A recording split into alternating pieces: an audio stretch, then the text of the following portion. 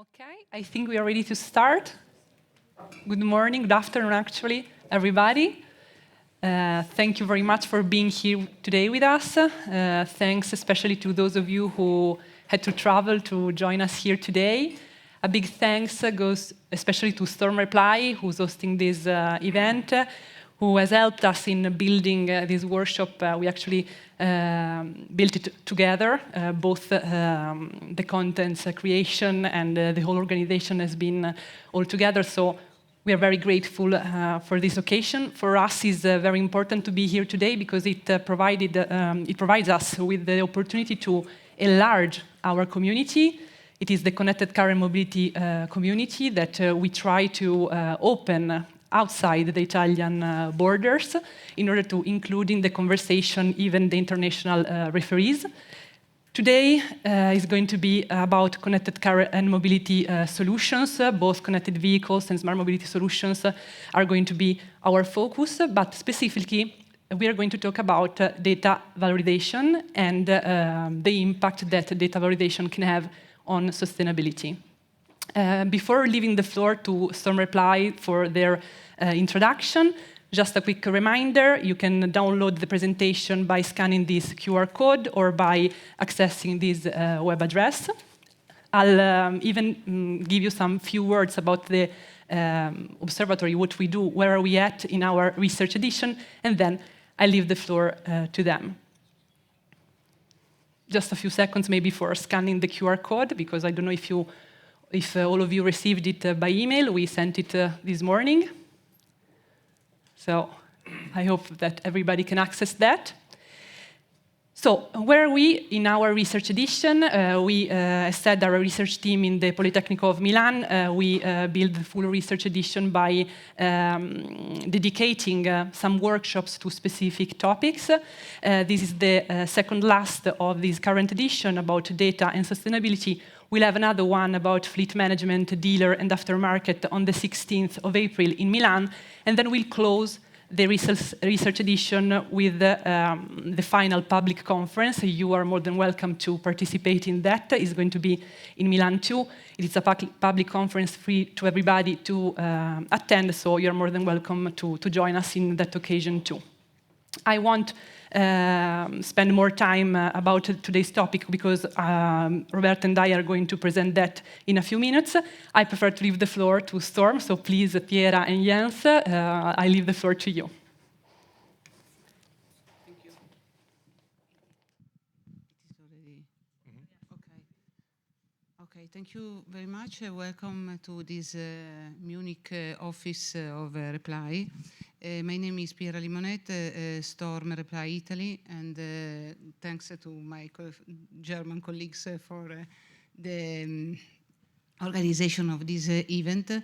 In Storm Reply, I am involved in the mobility and sustainability solution, and I have an history in automotive, and today our goal is to develop, to design, and to support customer in the adoption of the innovative technology on to enable a new business model in the mobility world. You want to introduce yourself? Thank you. I could have also done it along the way, but that's fine.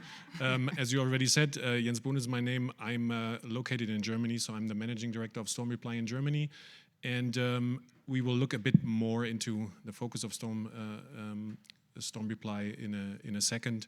But I'm also happy that so many people joined this event and traveled here. Germany worked a bit on their reputation concerning strikes. So I think we're in between two strikes, and I hope you guys will be able to return and not trying to take a train tomorrow, but keeping fingers crossed. So I guess we can dive in. Okay, as I told, we are in the offices of Reply, so a brief introduction on the company for who don't know Reply. Reply is, as we can see, is a company specialized in system integration, digital services, and consultancy. And the company has a global presence, even if it was born in Italy in 1996, has a global presence, and Italy, Germany, and also UK are the main market. We are 15,000 of people, and the organization of Reply is the holding, but it is a network of companies. Each company is specialized in a technology or in the processes of a specific industry. So for this reason, we are Store Reply, which is the AWS partner. These teams, all these companies can face and cover digital experience, enterprise platform, and also machinery solutions. So there are different companies that can cover all the needs, we can say, of an ICT of the ICT of a company. What is interesting is that Reply is highly focused on innovation, and as we can see in this slide, AI or Gen AI today is present in all the area above described. So all our application keep in mind if AI or Gen AI can support and enhance our solution.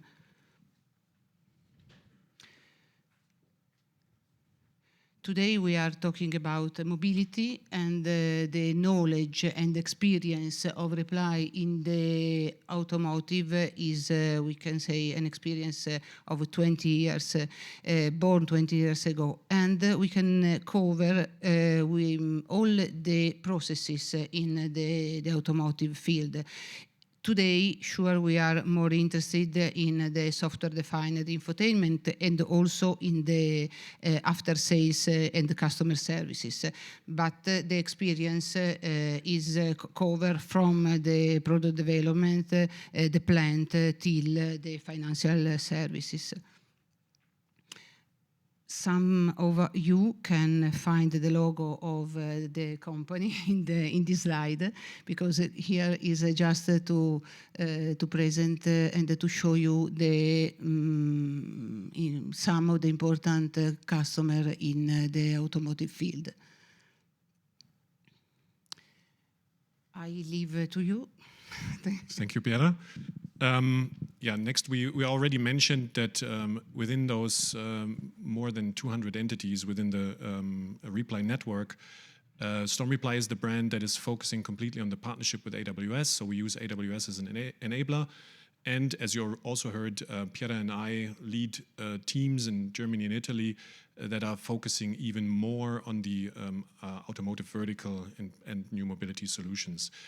This is possible through really a long-lasting partnership with AWS. So the collaboration even goes back into 2009. So we are talking about a collaboration that is ongoing for 15 years now.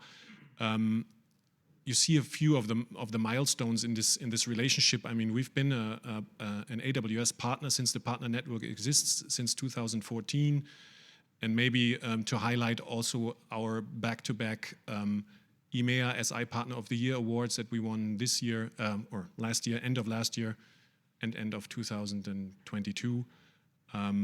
We are one of the few partners in EMEA that have all competencies, all 14 competencies, and a lot of service deliveries. AWS competencies is not just a badge that you can wear, but it's really an audited process where you need to provide and prove the competency that you have with existing public and private projects. We also have are part of programs like the Well-Architected Framework Review Program, or we have a master service agreement with AWS where we can also provide colleagues from us under the AWS flag to customers. More than 1,000 individual certifications. I think that it speaks for itself that we are trying to really how much effort we put into, or commitment we put into the relationship.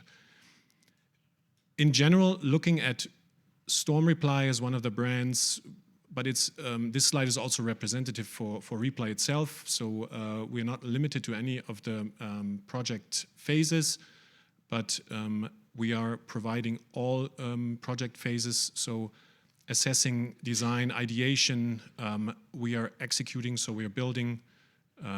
We have, of course, the migration transformation path is a big provider of projects, and we do have an optimize, or you could also say a manage phase or manage part of what we offer, which is managed service 24/7, but also going into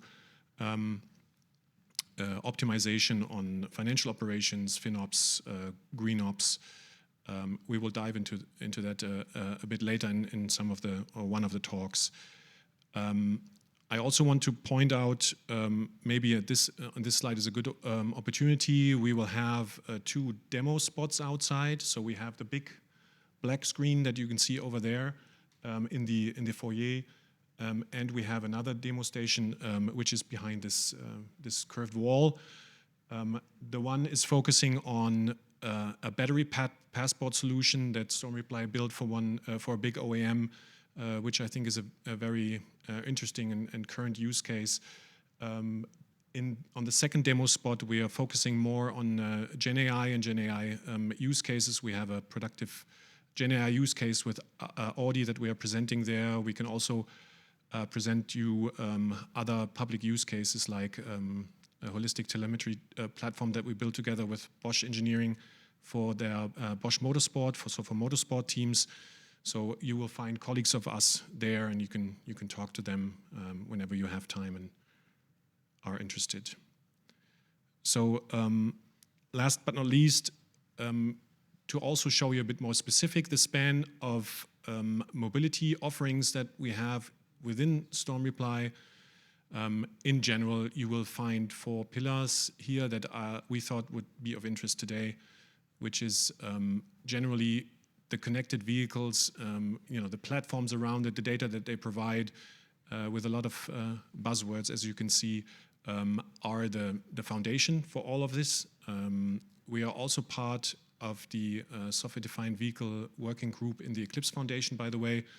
So also trying to underline the buzzword or the abbreviation SDV with life and experience. Service delivery platform and end-user services. So we are presenting a good example of that outside, the battery passport solution.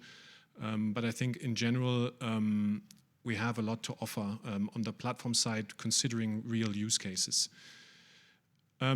Multiple touch points should be mentioned here because, voice assistant and also the contact center are a lot of, very relevant points, which also are influenced nowadays with automation and generative AI. For example, if you look at the contact center and the automation around it and what AWS has to offer there.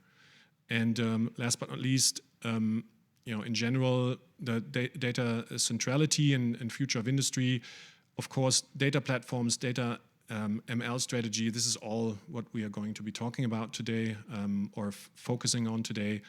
And Gen AI and large language models being a hot topic.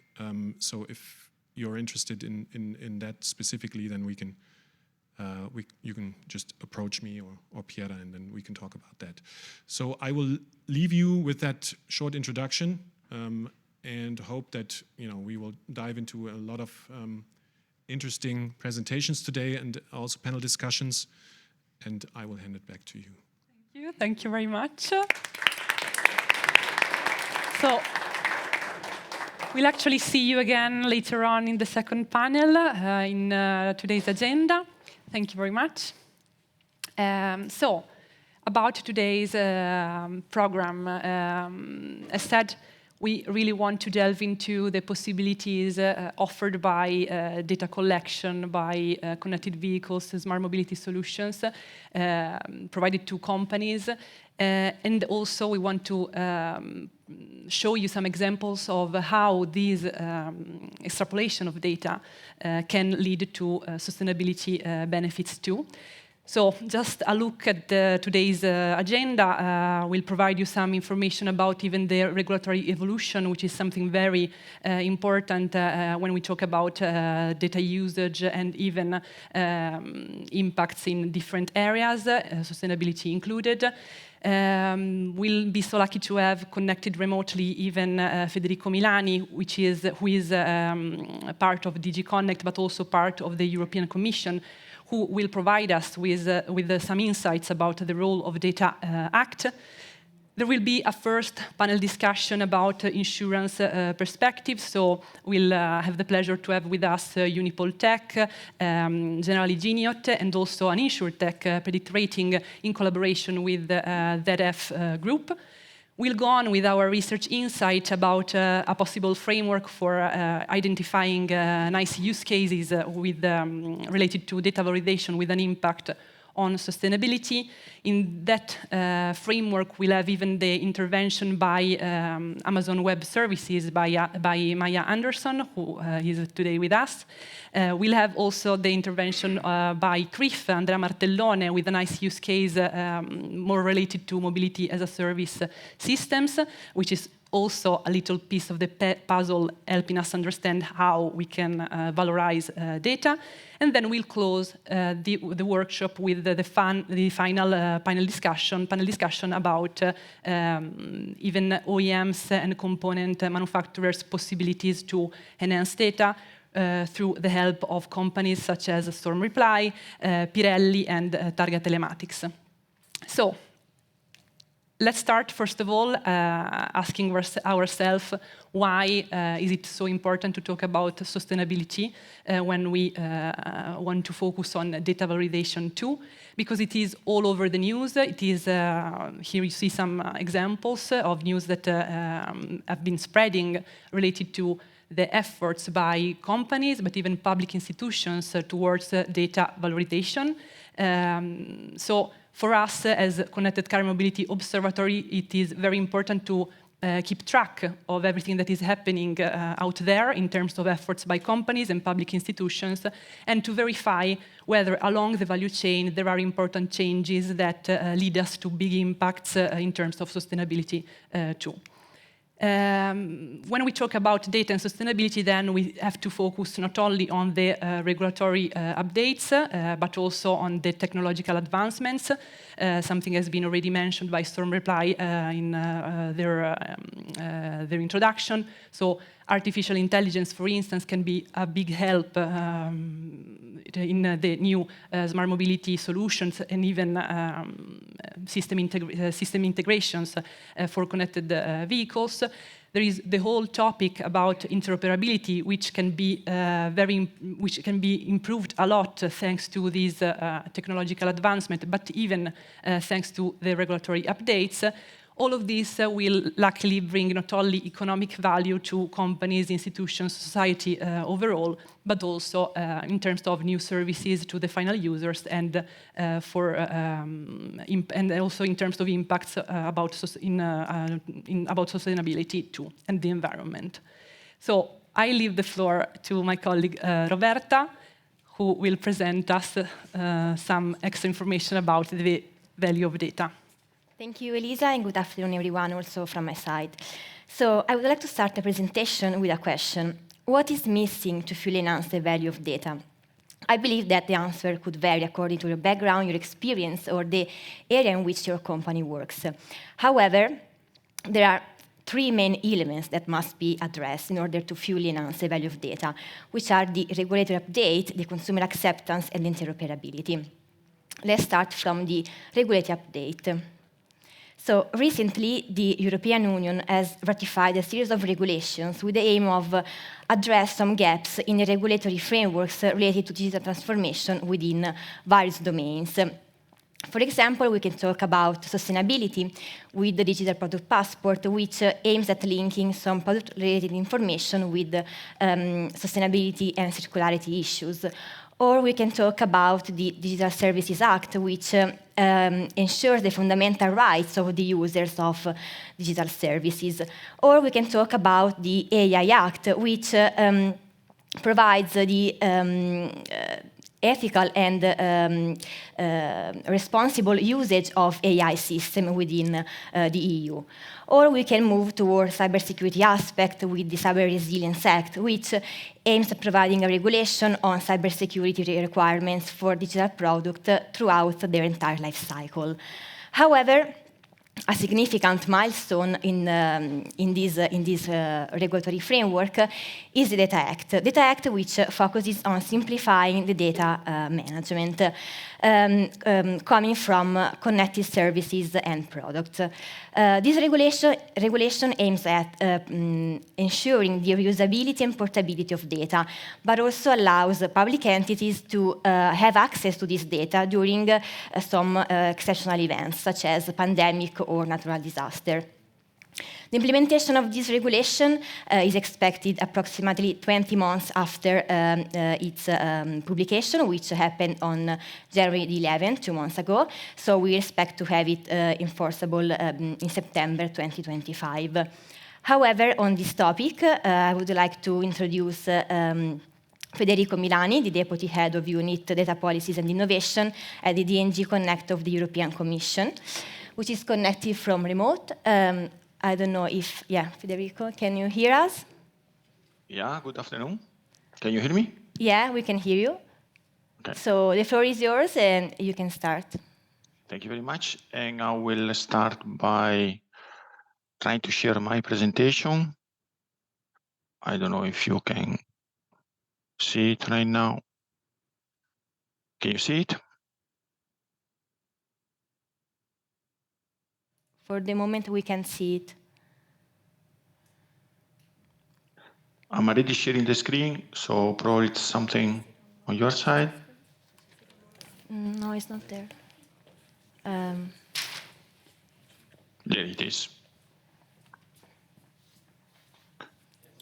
Okay, now we can see the presentation.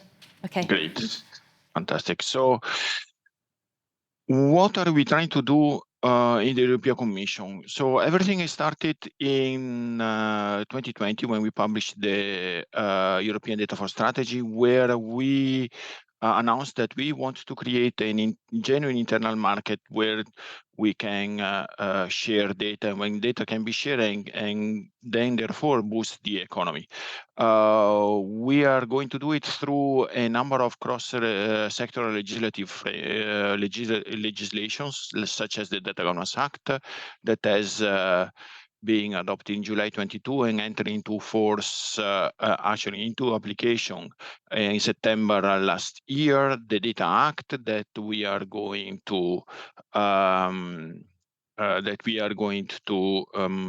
talk about later on, and that enter into force, as it was mentioned, in January, and it's going to be applicable by as of the 12th of September 2025. And we've got also an implementing act on delivering high-value data sets held by the public sector, which is related to the Open Data Directive, where we are asking the member states by May this year to make available a number of high-value data sets in the fields like environment, like weather forecast, and geospatial information, information about companies, and statistical information. And then we've got also a number of initiatives related to the creation of common European data spaces, where I'm going to briefly mention at the end of this meeting which are the data spaces that we are going to support through financing, but also through sectorial initiatives that all the DGs of the Commission are carrying out. So what is the Data Act? The Data Act is divided in several chapters, and it intends to provide better access to IoT data so that the data users and the third parties to whom the users of a smart device wants to give the data can have access to this data and create new services based on that data. It's going to tackle also contractual unfairness when there is a contractual agreement between a major company and a small medium enterprises, and where there are a number of contractual agreements that are imposed, so that the small medium enterprises will have the possibility to really negotiate the contract in order to get access to data. Is going to make, as mentioned before, make available business data for the common good, so make available data held by the private sector to the public sector, to the public administration for specific purposes. It's making it's pushing also cloud service provider to make easier the switching between cloud services, so that there's not a major locking between the cloud service provider and the customer. And then it's also to facilitate, it wants to facilitate data flows through technical standards and interoperability. But let's briefly go through them. So the first chapter is it's the second chapter actually, but it's focusing on the use of data in an Internet of Things context. So here, what we wants to obtain is that the user of a smart device can have the possibility of accessing the data that is generated by using the smart device. On top of it, what we want to make sure is that if the user wants, he can grant access to this data for having improved services through a third parties. However, we do not want to cut out from this negotiation for this possibility of using the data, the manufacturer, and this is why we are also having a contractual agreement between manufacturer and third parties, and rules that this should respect, in order to make beneficial for everybody the sharing of data. So what is the scope of chapter 2? The chapter 2 is really make product data and their related service data accessible. So it covers connected products, so any kind of products, but it covers only not only the data, but only what is we call the raw data and the process data. So only the data that is collected by the hardware through sensors, and that is processed just in order to get a meaning out of the sensor data. This is why we are including the co-legislator has included also the concept of the related services, and of course the data needs to be explained, and this is why also the relevant metadata needs to be needs to be made available, so the user will have the possibility also to have access to the metadata. There is, however, a number of what we call emergency handbrakes. So the user will have the possibility to have access to the data generated by the smart devices if this data do not have trade secret, do not include trade secrets. However, in order to avoid that, the data holders and the manufacturer can claim this for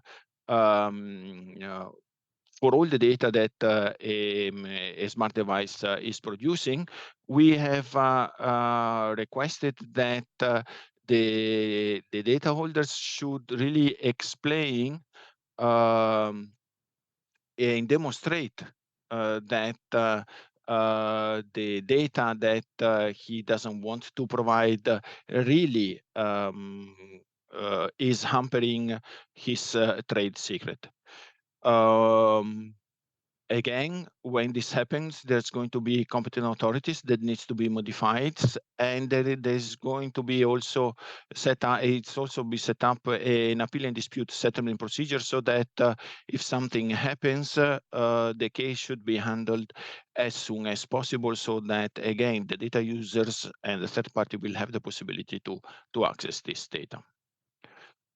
what are the conditions for making data available between businesses? So if with third parties is included and the data will be used for producing new services or new product, new services, well, there is that the data should be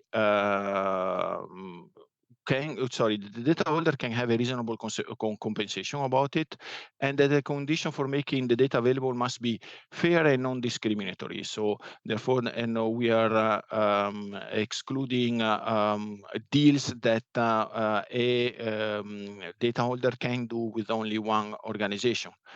The SME, however, cannot be requested to pay more than the direct cost for making the data available, and there are sector-specific laws that may include a lower compensation that are not excluded. So we are again allowing the possibility of being flexible, so that again new sectorial legislation can act upon it. There's going to be a definition of who can be a settlement bodies to settle this dispute, which is certified by the member states that can assist parties when there is a disagreement. Again, another point to make is that the users or the third party cannot use the data, for example, to develop competing products. And there is again a list of requirements so that the third parties is really is not given the possibility to use the data, for example, for competing with the manufacturer. In chapter 4, what we are dealing with, as I was mentioning before, is what we have seen and what has been seen, what has been reported to us by several small medium enterprises that would like to have access to data through contractual agreements with a major provider. So what happens is that in these cases, most of the time, the SMEs is given a series of clauses in the contract that they cannot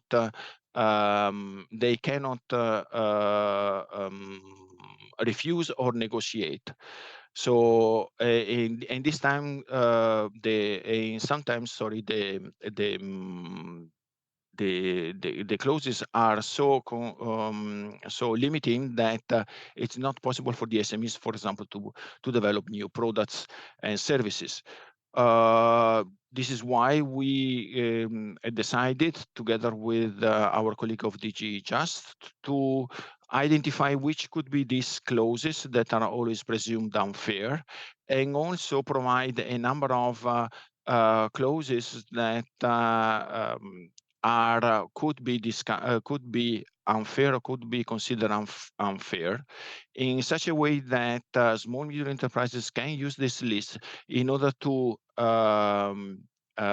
claim against the major provider, the data holder, the data providers, that the contract that they provide is unfair, and therefore open up a clear negotiation.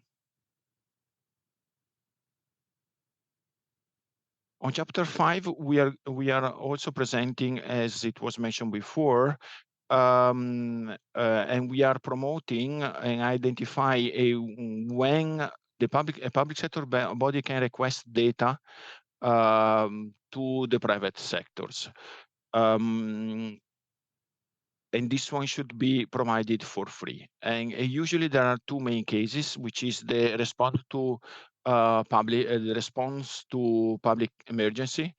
And here all data provider, including also the small medium enterprises, will have to provide the data. And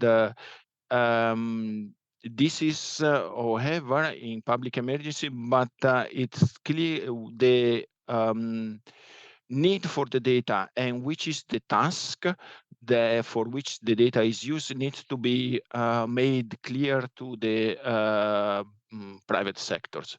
So Again, the purpose and the period that has to be clearly indicated in the request, so that it's not possible, for example, for the public sector bodies to use the data outside what is the purpose that for which this agreement has been identified.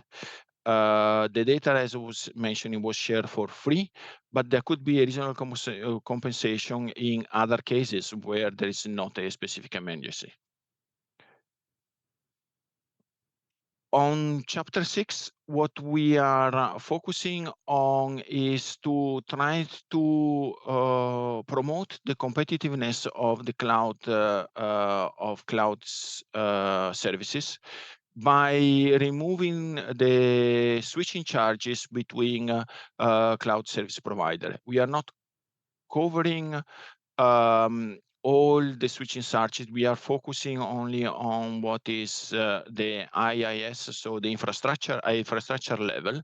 So where we are talking about the transfer of, for example, the data or the data that is stored from one cloud service provider to the other cloud service provider. So there, from the entry into force of the Data Act, we are asking only for cost-based. We are asking that the cloud service provider will impose only cost-based charges, and then there's going to be a removal for all charges within 3 years. There's also an imposition on what could be the timeline for switching, so that it's not something that it's bring at very length, which again could be something that deter people to switch from cloud service provider to the other service provider. We are covering also international aspects because we want to protect European data. And especially we want to make sure that if the data is transferred or is managed by organizations that are not European, and that therefore might have other requirements by their by the countries where they are where they've got their own base. What we would like to have is that this organization will have to take all adequate and technical, legal, and organizational measures so that there's not going to be an unlawful international access, third country governmental access and transfer of personal and non-personal data. Personal data is covered by the GDPR, while non-personal data is covered by the Data Act. Interoperability. What we are going to do is again to work and the co-legislator is given the Commission to the possibility to look on which are the main requirements regarding the interoperability, especially interoperability of data spaces and interoperability of data processing services. Federico, Yeah. Sorry to interrupt you. Can you please finish briefly your presentation, because Yeah. you're running out of time and we want to leave some time for the question.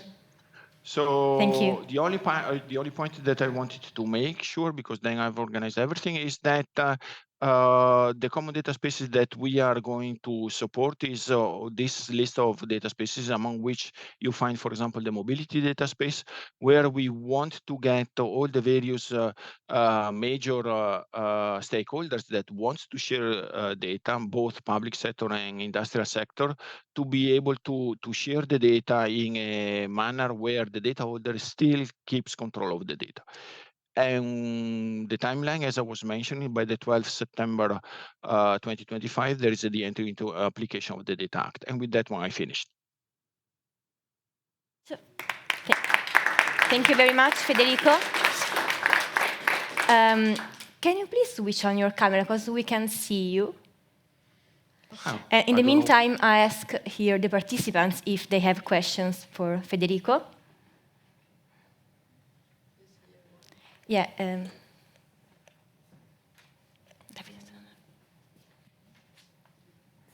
Thanks. Thanks, Federico. My question is this. What about in-vehicle data with Reference Data Act? In-vehicle data are part, of course, of the Data Act, and but as since the Data Act is not an horizontal, it's an horizontal legislation. It's not a sectorial legislation. We are not identifying or explaining which are the specific data that should be accessible.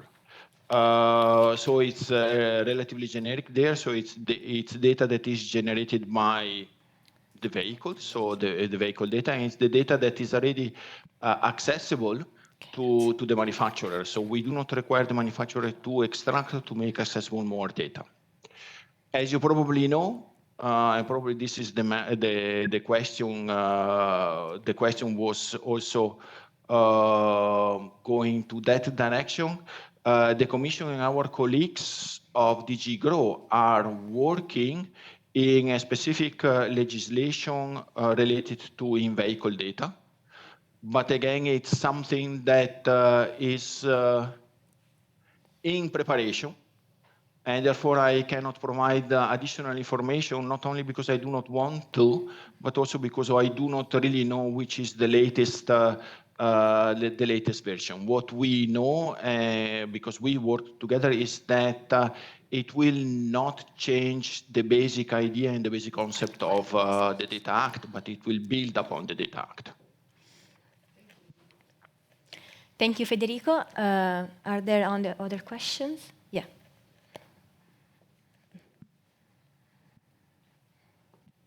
Thanks, Federico. My question is about data usage and protection in EU legislation, US companies, for example, Tesla. How do you protect the data for Tesla users? Because Tesla is a legal entity in EU, European Union, but actually it's a US company. So it's just an example. Exactly. So being a US company, they will have for all the products that they are making available in the EU, they will have to comply to the Data Act. And on top of it, as we were saying, we are requesting that US make all the possible means so that there might not be from the US government the possibility of accessing personal data of EU citizens. And this is the basic two things that we are making, that we are requiring them. So as any other European company, they will have to make accessible their data and follow the Data Act. So if a user wants to get the data, they will have to provide it. And on top of it, as I was mentioning, there is the other aspects, which we suppose that a EU company will not have to follow, because again, they're being part of the EU. They do not have, for example, to follow legislation like the Data Shield or whatever that other countries might have in place. Thank you. There are more questions? Yeah. Yes. Can you hear me well? I guess yes. Thank you very much for the presentation. So my name is Olivier. I work at Kia, which is a manufacturer of this data. And I wanted to ask you, what are your recommendations for manufacturers to be prepared for the Data Act? Well, first of all, the recommendation is to read through the Data Act clearly.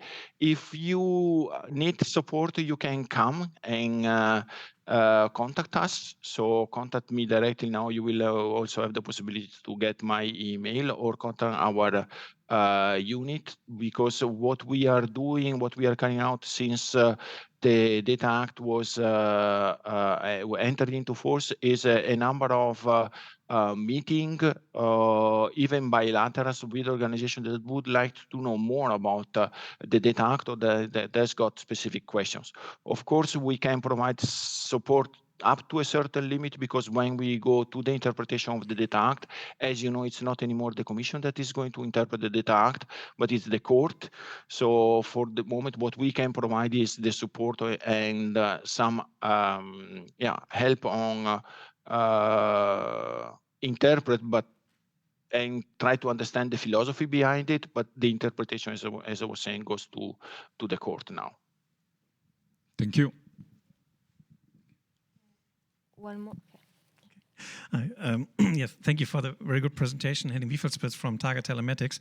I have one question on on your slides on switching between data processing service. If I read the your data correctly, and if I understood also your slide, basically this is about the cost switching between clouds and data.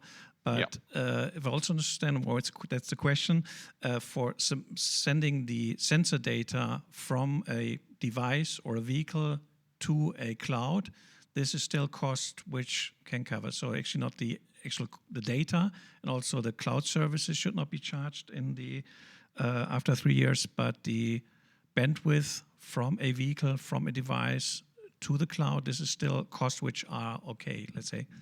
Yeah, it's the cost. It's the switching between service providers. So I don't think that your case that you are talking is covered by the Data Act. So if, for example, I want to change from AWS that was mentioned to Google Cloud Services, then I've got all the cost that was asked just up to now. But for example, both now Google Cloud and AWS has announced that they are not going to charge anymore any cost switching, and not only to European companies, but also, at least for AWS, from what I know, also for all for the entire world, for the companies in the entire world. Now they will not have anymore to pay switching charges. So this is one of the results and the outcome of the Data Act that is already in place. Okay, thank you. Thank you, Federico. I think that we have time for one last question, because unfortunately we're running out of time.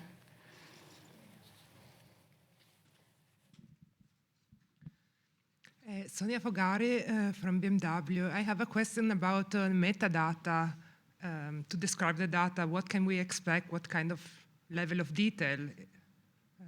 Because the risk is to extract some data that is in the same format as used until now, but it's not understandable or readable in a human way. Yeah, I think that the Data Act exactly require that the user should be able to understand what is the data, what the data is about, and therefore also contractually the manufacturer will have to provide a description of which is that data. And again, it should be looked into the specific specificity of the various data. So that one, I don't think I will be able to answer more precisely than that. The major point is that it's not only the data that is collected by the sensors, but it's that needs to be delivered to the users, but also an explanation, therefore a metadata, on what the data that is provided means. Thank you. Thank you very much, Federico. Thank you for your insightful overview. And yeah, I think that now we can move on with the presentation. Can you please put it?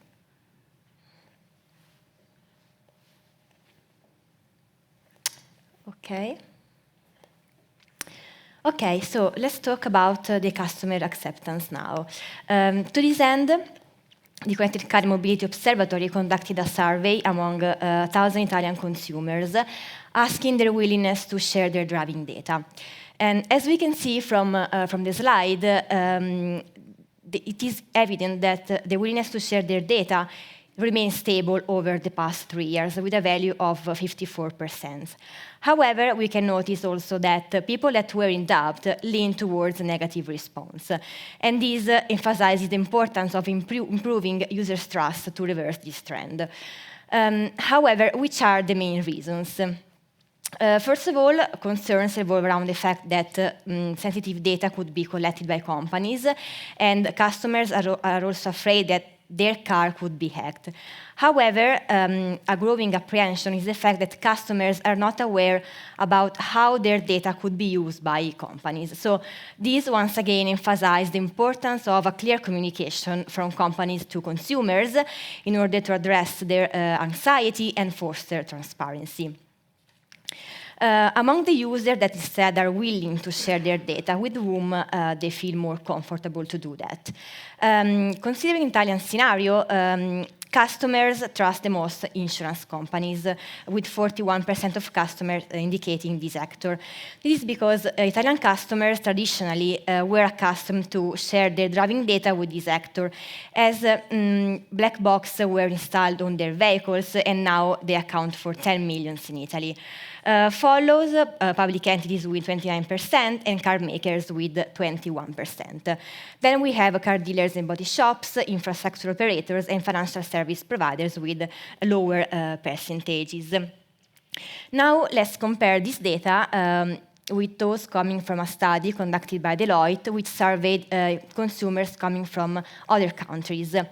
As we can see, Italian customers place great trust in insurance companies, but this is not true for the remaining countries. Indeed, there is a clear margin between Italian value and the highest value among the remaining one, which is the USA value. And the same holds true for public entities, where just China follows with a substantial percentage of 19%. Globally, car makers are the most trusted actors on average, mainly in the Far East area, followed by car dealers and body shops. The financial service providers instead are the least trusted actor among the ones considered. Car makers and car dealers could potentially establish even more direct engagement with their consumers through the direct sharing of data, which is facilitated by connectivity. So we can anticipate that in the future there would be a further rise in the percentage related to these two actors. Now let's focus on the insurance companies, and let's have a first discussion on this topic. So I will now give the floor to Elisa for the presentation of the panel. Thank you very much. Thank you, Roberta. Sorry. Actually, so while I'm asking some support in building the stage, I first of all thank you again, all of you, to be here today, and I invite you, of course, to ask questions. So whatever curiosity you have, please take the opportunity today to ask both our speakers and even to us. I also remind those of you who have shown their preferences to meet some companies later on after the event to come up to us and ask us if you need to meet to one another. We'll show you the person to refer to. So let's start with our focus on insurances, and I'll ask to join here on stage Unipoltech, Paola Carrea, General Director in Unipoltech, Valerio Matarrese, Head of Research and Testing in Generali Giniot, Martijn Matters, Global Alliances and Strategy Leader in ZF Group, and Valerio Castellana, Senior Advisor of Predit Rating. Thank you very much for being with us today. I hope you see me. Unfortunately, I need to stay here. Maybe I can just stay here in the corner. I would like to start with a topic that really concerns sustainability and the usage of data collection with an impact on sustainability. I would like to ask, especially to Paola Carrea, something that we really are witnessing nowadays. So the transition from black boxes to green boxes. Why are you taking into consideration this transition? Which advantages can bring, and what are your approach to this kind of transition? Okay. Thank you. Okay, it's working. So, as probably you know, Unipol started to work with black boxes many years ago, let me say around 15 years ago. And we always are habit to use data from black boxes for insurance aims. So for crash detection in order to guarantee safety to our customer, assistance and safety. We are an insurance, of course. It's clear that now sustainability is something of very important. And so we started to analyze what data we can collect from the box that we would like change the paradigm from black box to green box that we can use in order to support also the environmental transition. And for this reason, we launched this concept of green box. Starting from the analysis of data, we realized that, as well as you know, probably today, usually when the city is close to the traffic, is the pollution of the car, the Euro 5, Euro 6, Euro 4, 3, and so on, which decide, the public administration decide, according to the Euro of the car, if you can enter or do not enter in the cities. In Italy, we launch, not we as Unipol, but public, some region, launched the move-in program. And so if you have a car that is in Euro 4 or in Euro 5, you can drive only 3,000 kilometers inside the city, not more. And so we started to analyze 1,000 vehicles Euro 6, equipped with our box, 1,000 vehicle Euro 5, and 1,000 vehicle Euro 4. We realized that, this is not so difficult to understand, that according to the driving style of the driver, there are Euro 4 vehicles that are more sustainable, let me say, that Euro 6 or Euro 5 that are better than Euro 6. So this is the concept that we launched. Not only consider the black box for insurance purpose, but, and this is of interest, of course, also of the insurance, use the data that we collect from the box in order to support our driver to, let me say, help this transition, environmental transition that is necessary in order to reach in 2035 or more, we don't know, a full green driving on the road with all electric vehicle and so on. Thank you very much.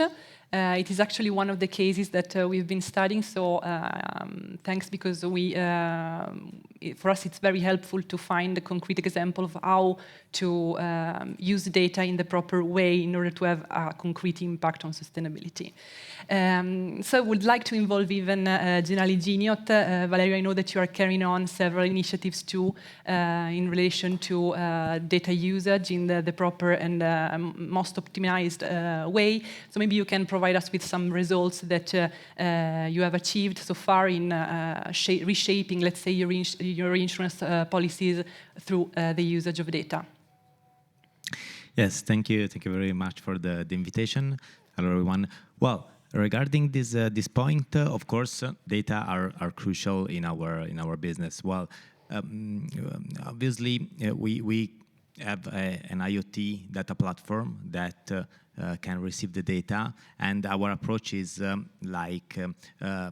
technology agnostic. It means that we can receive data from our black boxes that are different type, like you have the black box on the windshield installed on the battery inside the vehicle in the inner part.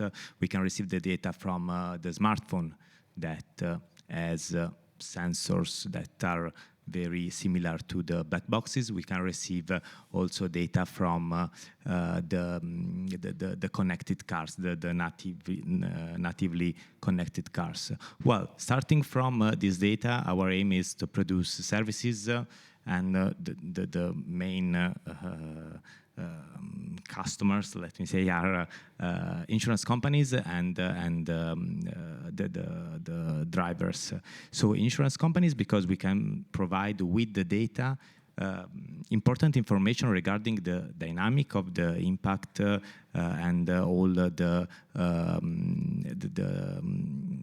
services related to the claims, but also in the phase of the subscription. I mean, obviously, we have an algorithm that is able to understand the driving behavior. So in that case, we can divide the risky driver and the safe driver. So in this way, we can also help the customer for the transition, so to help the customer to drive in a safer way. Also, at the same time, for the customers, we have the possibility to receive the data and start with some machine learning algorithms. The emergency call that we manage about 30,000 real emergency every year for our customers. So at the end, with this kind of algorithms for the driving behavior, we help our customer to move from risky driver to safe driver. For example, we know that a risky driver has a risk of accident about 32% higher than a safe driver. At the same time, we know that our approach, we help about 1/3 of our customer to move from the risky class, so the aggressive driving, to a good, better way to drive. So this is obviously related also to the social responsibility of insurance. Okay, thank you very much. Thank you, especially because in this way we had a perspective about impacts through the usage of data on sustainability and even on safety. So another area we should keep in mind that there are several benefits that can be achieved.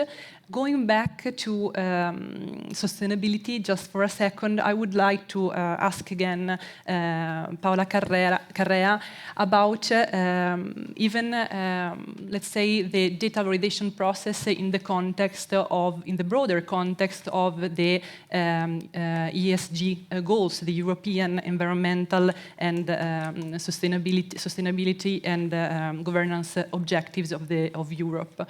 So how are you envisioning this transition to electrification in this context provided by the European framework? But of course, as I anticipated before,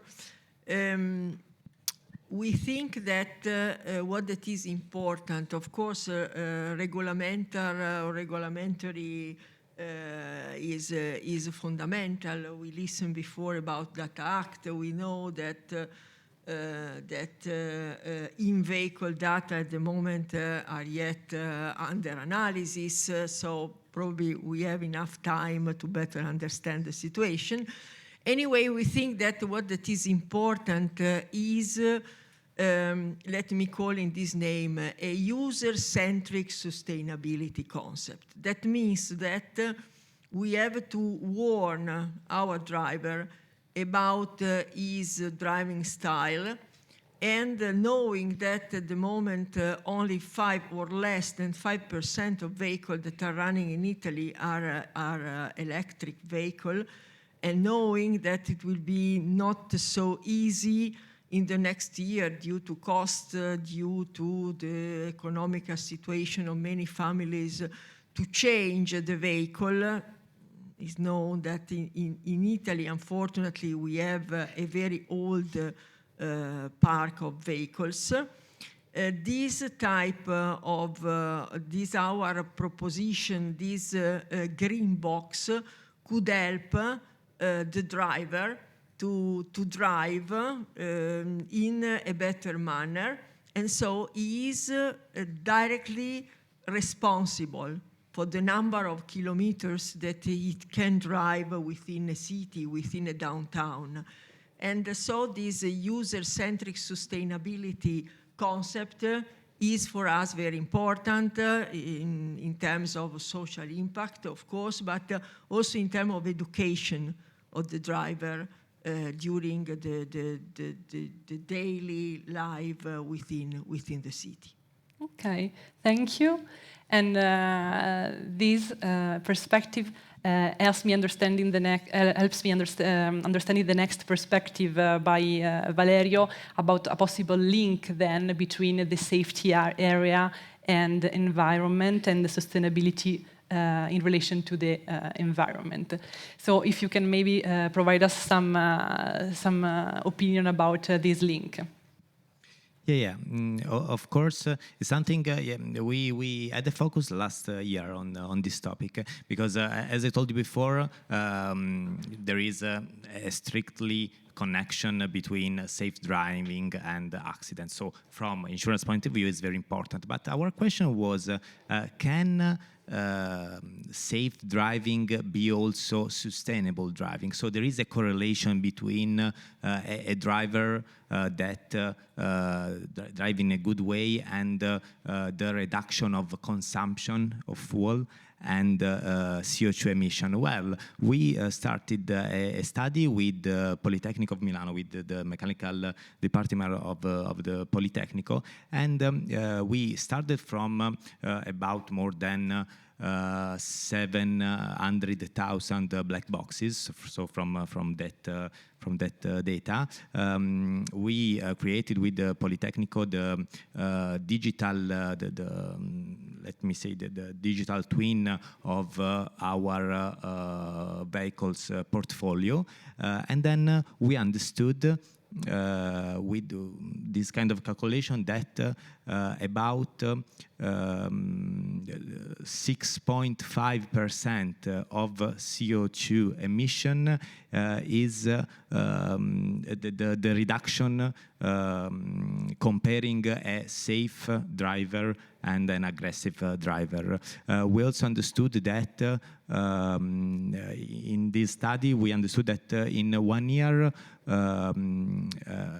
helping our customer driving in a safer way, they reduced the CO2 emission at about 2,300 tons of CO2 just in 1 year. So the point is that there is a correlation between these two factors, so safety and environmental. For the customer, it's a good thing because at the same time you have a reduction of consumption. So it means that you can save about 80, 90 or more than 100 euros per year with a lower consumption. So long story short,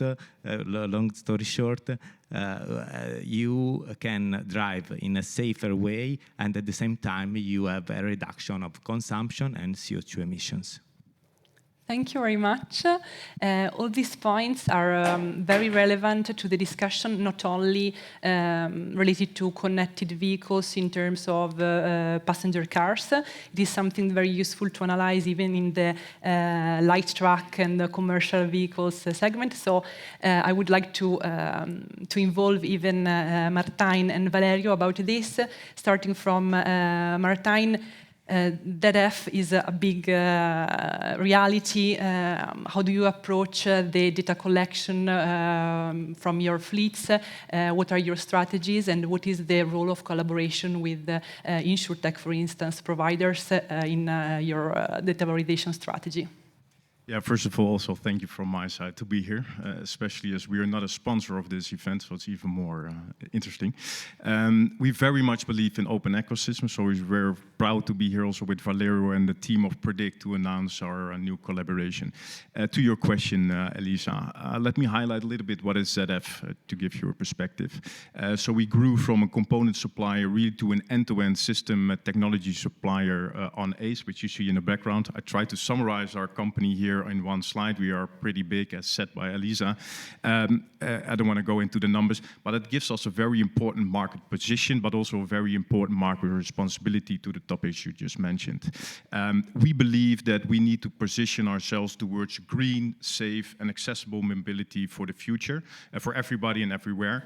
And we believe that connectivity or data actually sits at the core of this transition going forward. So to your question specifically, and I will be a little bit faster, we believe that data adds to the physical layer, so that's one of the paradigm, and the second paradigm is really the digital layer. So to give an example, on the physical layer, we have braking systems on every trailer, 85% market share. The data that we collect from speed, acceleration, and the weight of a trailer ensures that the trailer doesn't slide, doesn't roll over in a severe braking accident. So that's the physical layer. Then you have the digital layer. Actually, why we're here today is to ensure that the data that we collect from vehicles are being used for safety and sustainability purposes. Give an example. We have TPMS alerts. I think Pirelli is here, and we send that to the driver so that he or she can act upon it. So that's more of an internal use case of data. But the pool of data that we collect from ZF for external use case, that's actually the enormous potential that we have as an industry, but also from ZF. Two takeaways there. We have the time on our side because a trailer and a truck are not stupid steels. They are actually data hubs generating a lot of data, 25 gigs per hour even, 30 heavy D videos as an equivalent. And the second part is, and that's the interesting part, is that vehicle data now becomes connected to the wider layers of supply chain and logistics data. To give an example shortly, if you now order a couch online by IKEA, 2:15, you know that it's being delivered. 5 years ago, that was unthinkable. Why is that? Because now real-time data from the vehicle is being connected through cloud computing to the wider layers of logistics. And this gives enormous potential for us as an industry going forward. Just to close up. Thank you. Yeah. Okay, thank you very much. And so, Valerio, maybe you can provide us with some examples about why it is so important then to link the logistics world with the insurance world, and what is actually your role in doing that, how you can actually valorize even more the data collected from light truck vehicles and overall from the truck segment. First of all, thanks also from Predict for inviting us at this panel. So basically, as Martijn mentioned, the collaboration with ZF perfectly match our vision and ambition to be basically the bridge between logistics companies and insurance. As an InsurTech startup, our main goal is to support insurance companies in assessing the heavy trucks fleet risk by basically introducing an innovative algorithm. So we are the only player in the market in Europe able to exploit a very specific data source, that is the tachograph data from tachograph device, that is a mandatory equipment for all the heavy trucks in Europe according to the European legislation. So it's like to have a standard black box everywhere already installed for all the trucks. That collect data from drivers and from vehicles. And so we have developed this algorithm to predict the claims frequency at the point of quote, helping so the insurance companies to adjust the tariff before they subscribe the risks. So for the time being, where insurances now are covering that specific logistic risk, they don't know about the previous experiences, the dynamics of the companies. They just know the claims history from the standard data sources. So we provide this additional insight that can help them to better adjust the risk.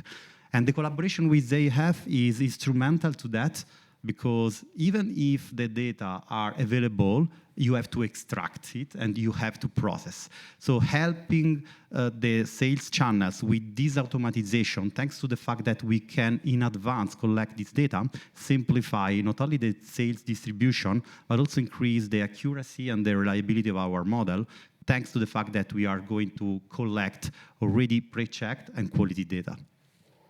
Okay, thank you. So I have to ask you both too, as done with the other speakers, then all this collaboration, how does it impact overall society, the environment? How do you see this synergy actually bringing value along towards these areas? So I realized that, and I will start and then we conclude, that I used a terrible metaphor in terms of sustainability, wherefore apologize already. This is not my culinary or ZF culinary preference, it's just a metaphor. To go into the untapped pool of data and the proud that we have with collaboration with Predict is that we have enormous amounts of data, but we don't know what to do with it, be quite frank, and we keep it between us, to be quite frank. So we can do a couple of things with the data set that we own. We can chop it in pieces. It's I called carna macinata in Italian, or we try to find new use cases with companies like Predict or other companies in our ecosystem. And as I said, we very much believe in that collaboration. So these examples that you show here is about unbundling and bundling data assets in order to create value for our customers, starting with a true problem. And it's a little bit of a joke what you see behind, but it's actually our strategy going forward to find really the critical value, starting with the customer problem, by bundling and unbundling.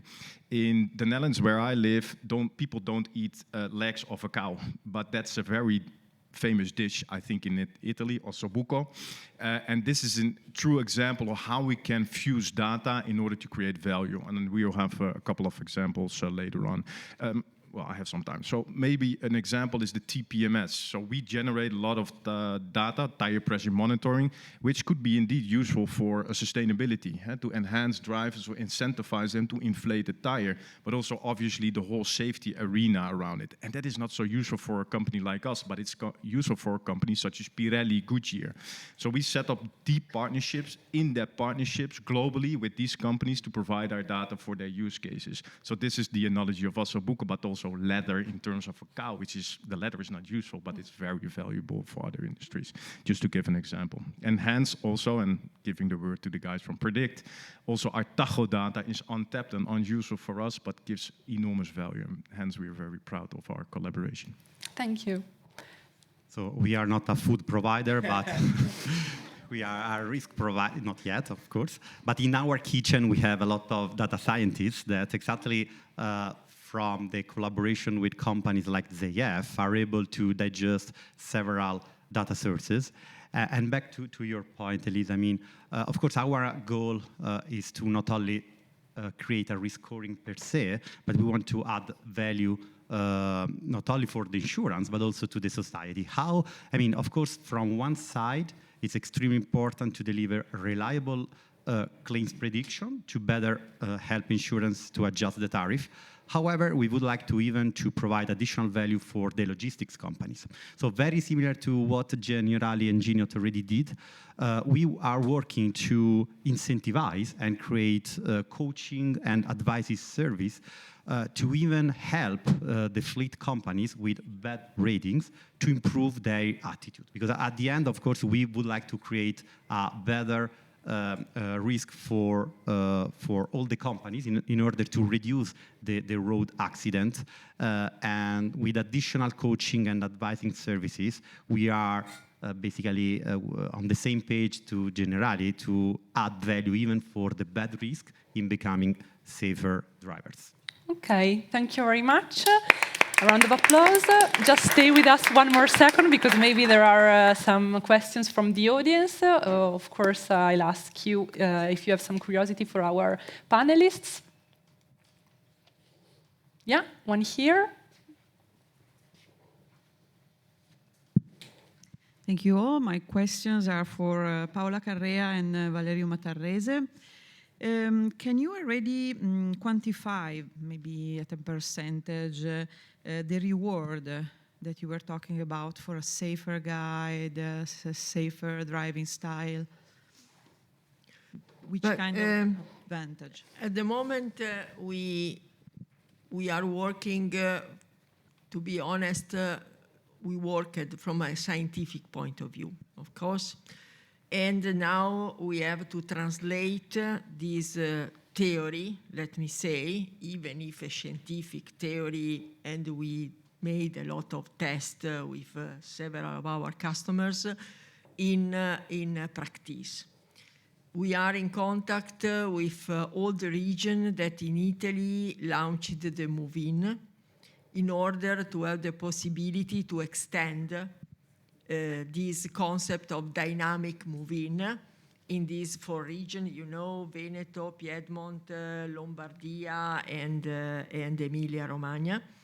And we will be in next month also in Toscana, where at the moment is not yet established the Move-In, in order to try to understand if we can start directly with the dynamic Move-In. Of course, our box is, let me say, a standard box. We do not have nothing inside that is different from the box of other aftermarket provider. What that is different are at the moment the algorithm that we have inside, of course.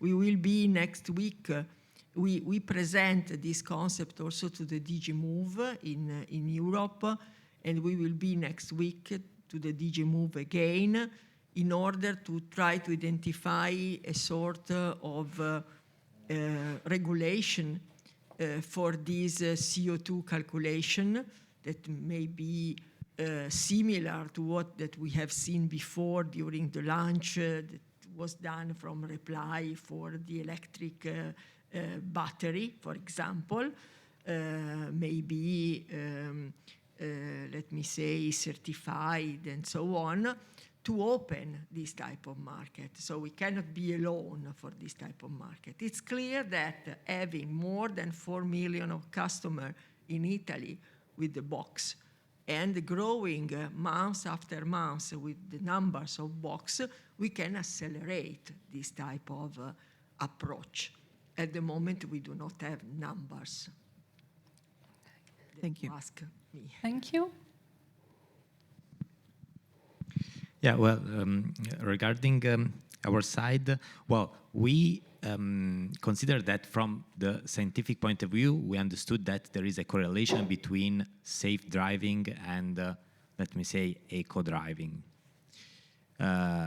So, well, if we think about the safe part, well, of course, we have a model that is pay how you drive insurance. So in that case, you can achieve something like 20 or more or 30% of reduction of your premium if you drive well. So it depends from a lot of parameters. So at the moment, the concept is regarding safe driving is something that we have we had also in the past the discount related to pay as you drive insurance. The study was focused in the correlation between this part of safe driving, our classification that is in 3 steps, like aggressive, balanced, and caution drivers, and the reduction of consumption and CO2 emissions. Okay, thank you. Are there any other questions? Yes, one here. Thank you very much for the presentation. My name is Sherif from MAN Truck and Bus, based in Munich, Germany. My question is to Martin and Valerio Castellana. I hope I'm pronouncing it very well. First question is, how is the technological advancements or latest developments in the sector? Because we have a product which is called RioBox. I'm sure that you know it. And we are giving our customers information such as fuel consumption or what is the best route to optimizing their way. So we have that kind of telematic systems. And can you please just name the really best examples at the end? What are the real advancements and what will be in the future, the next step? I'm very happy to do, actually. If we go to one slide back, I will give you the name, and that's ShipZero. And that's a company based out of Hamburg. And what they do is they measure CO2 per parcel even. So that's compliant to the ISO 14083, which you might know. And these guys are just great, I can tell you. Part of the logistics hubs in Hamburg, and we set up a cooperation with them really to push forward this solution towards our fleet customers. And I'm more than happy to introduce you to them and set up even sort of a 3-single corporation. So that, to answer your question, maybe I'm a little bit provocative. I'm Dutch, so I'm sorry for that. But I think that fleets are confronted with such an enormous complexity. And one of the complexities is mixed fleets. So they have MAN, they have Volvo, they have DAF. So it's up to us, I think, also to make that fusion of that data available for those fleets. So they don't want to have only the data coming from one single truck provider. They want to have this mix. So there maybe also at some point in time we need to fuse some things or get some thoughts together. Maybe provocative. Apologies for that already. I'm too Dutch maybe. And second question about the business style.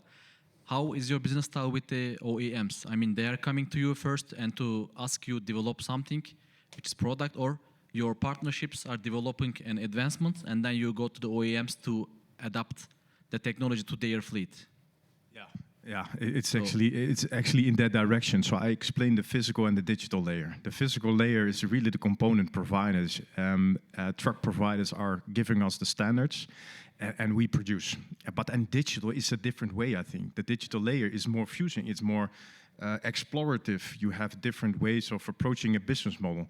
So I would say that digital layer is really untapped. I don't think we have cracked the code yet. We will at some point in time. And that's one of my ambitions going forward. It's also the reason why I'm here, to set up more of this industry solution, because I see so much potential, but we are blocked more of our internal process than just the opportunity from the market. So that's, well, we will crack the code at some point in time. So your question is, yes, it's top down from physical, but bottom up, we can improve as an industry, I think, from digital. Thank you. I don't know if you wanted to add something to it. I mean, just to complement the Martin feedback, our let's say our proposition is completely centered about the analysis of the data with the goal to provide risk assessment. And if we talk about fleets, and if we compare fleet versus passenger vehicles, there are completely different patterns. The logistics sector probably is one of the riskiest in the sector of insurance due to the high level of frequency and high level of severity.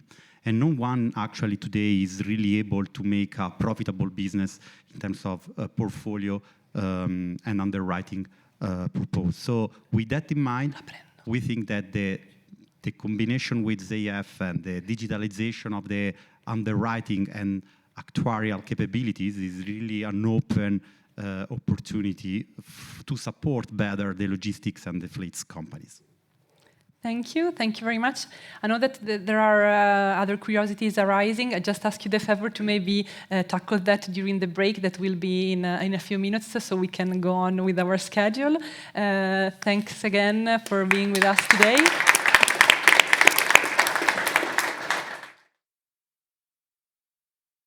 Thank you very much. I'll collect these and I leave the floor to Roberta. Thank you, Elisa.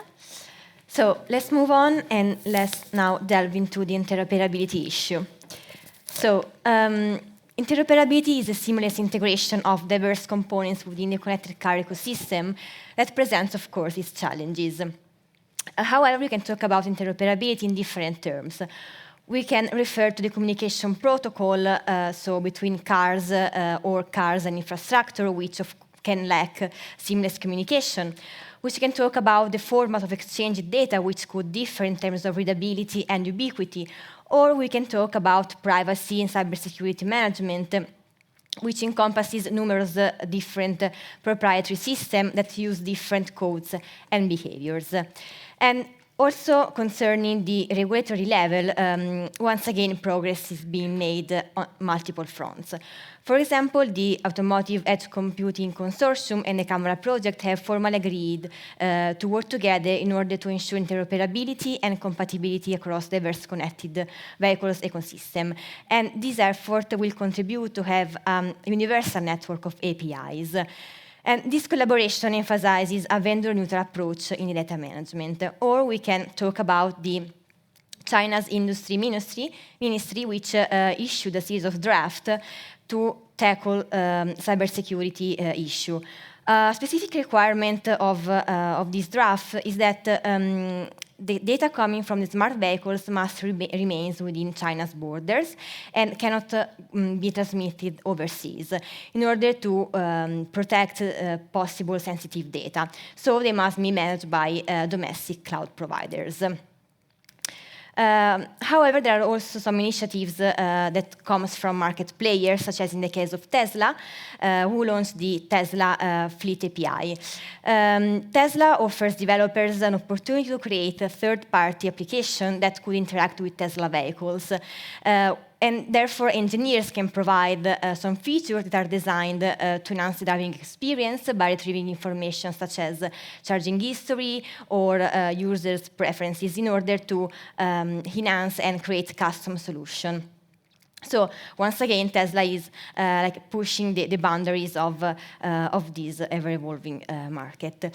So these 3 points were my answer to the question that I asked you at the beginning of the presentation. Of course, there's more to talk about, but we don't have time, unfortunately. So now it's time to have a break instead. So let's come back here in 10 minutes. Okay, thank you.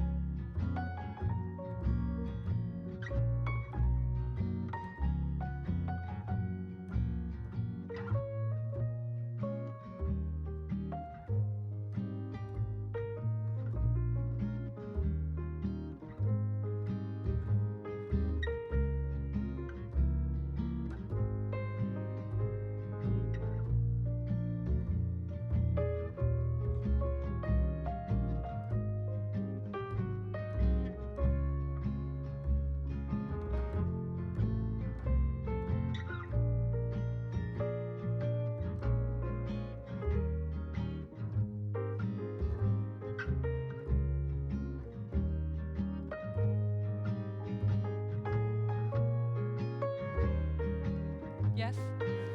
So we start again. I don't know if you can hear me from outside. Ma non mi sentono mica.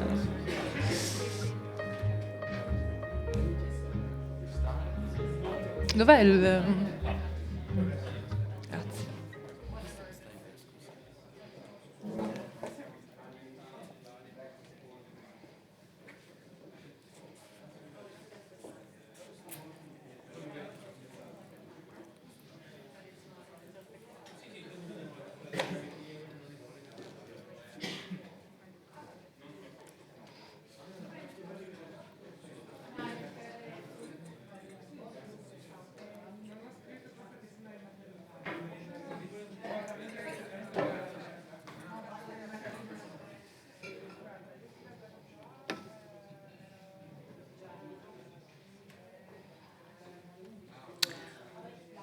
Okay, maybe we can start again.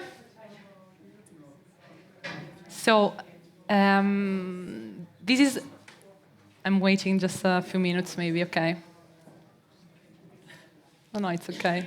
It's fair enough.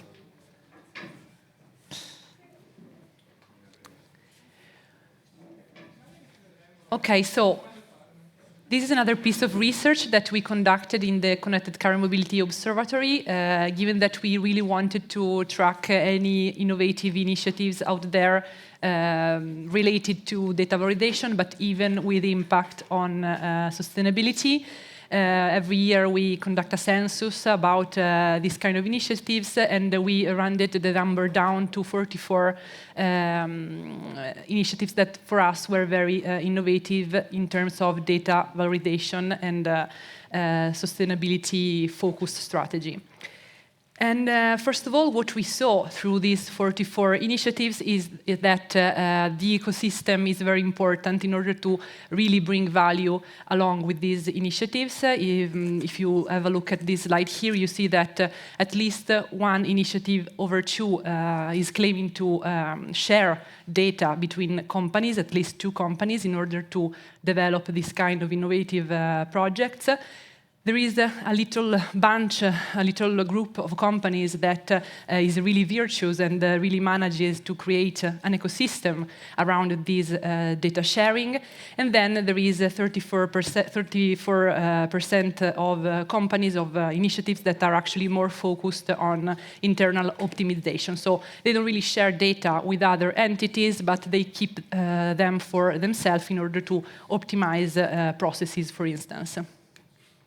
We also verified what is the level, more or less, of this data usage. We see that more than one initiative over two is at a level that we call preventive, so they mainly exploit data to gain insights on how to do better.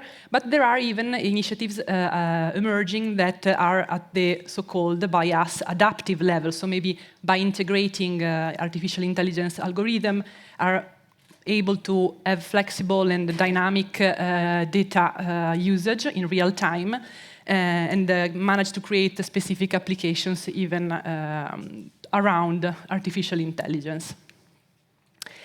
Then we tried to look at these initiatives specifically with the lenses of how they can benefit from this data usage. We tried to compare the general data exploitation goals with the data exploitations in terms of sustainability impact. Here, first of all, you see a ranking more related to the general benefits. So these initiatives that we have screened, they mainly do the exploitation of data in order to generate new services. There is also one company over four that wants to improve the user experience, something that we mentioned in our previous interventions.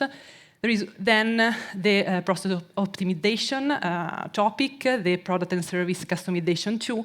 And then you see in the last part of the ranking some initiatives more related to the possibility even to propose new services and new product enhancement, or even to change their business model around a different way of pricing, which can be, for instance, the pay-per-use logic. Here instead, there is the ranking concerning the sustainability goals. So what sustainability goals are enabled actually by the data usage. And you see that here at the very first top of this ranking, you find the sustainable behaviors. It is very important the focus on electric vehicles adoption support, so how to help the consumers, the final users, to actually use these electric vehicles, how to eliminate the barriers to the adoption. There is the whole area related to sustainable management of traffic, which is something also very important in order to reduce the CO2 emissions. And then there are, of course, all the alternatives to the private cars and some topics related to inclusive mobility. So what we actually wanted to verify was also the synergies between these sustainability goals with the more general high-level data usage goals. So how these two, let's say, clusters can interrelate. And what we saw, it's for sure something very interesting.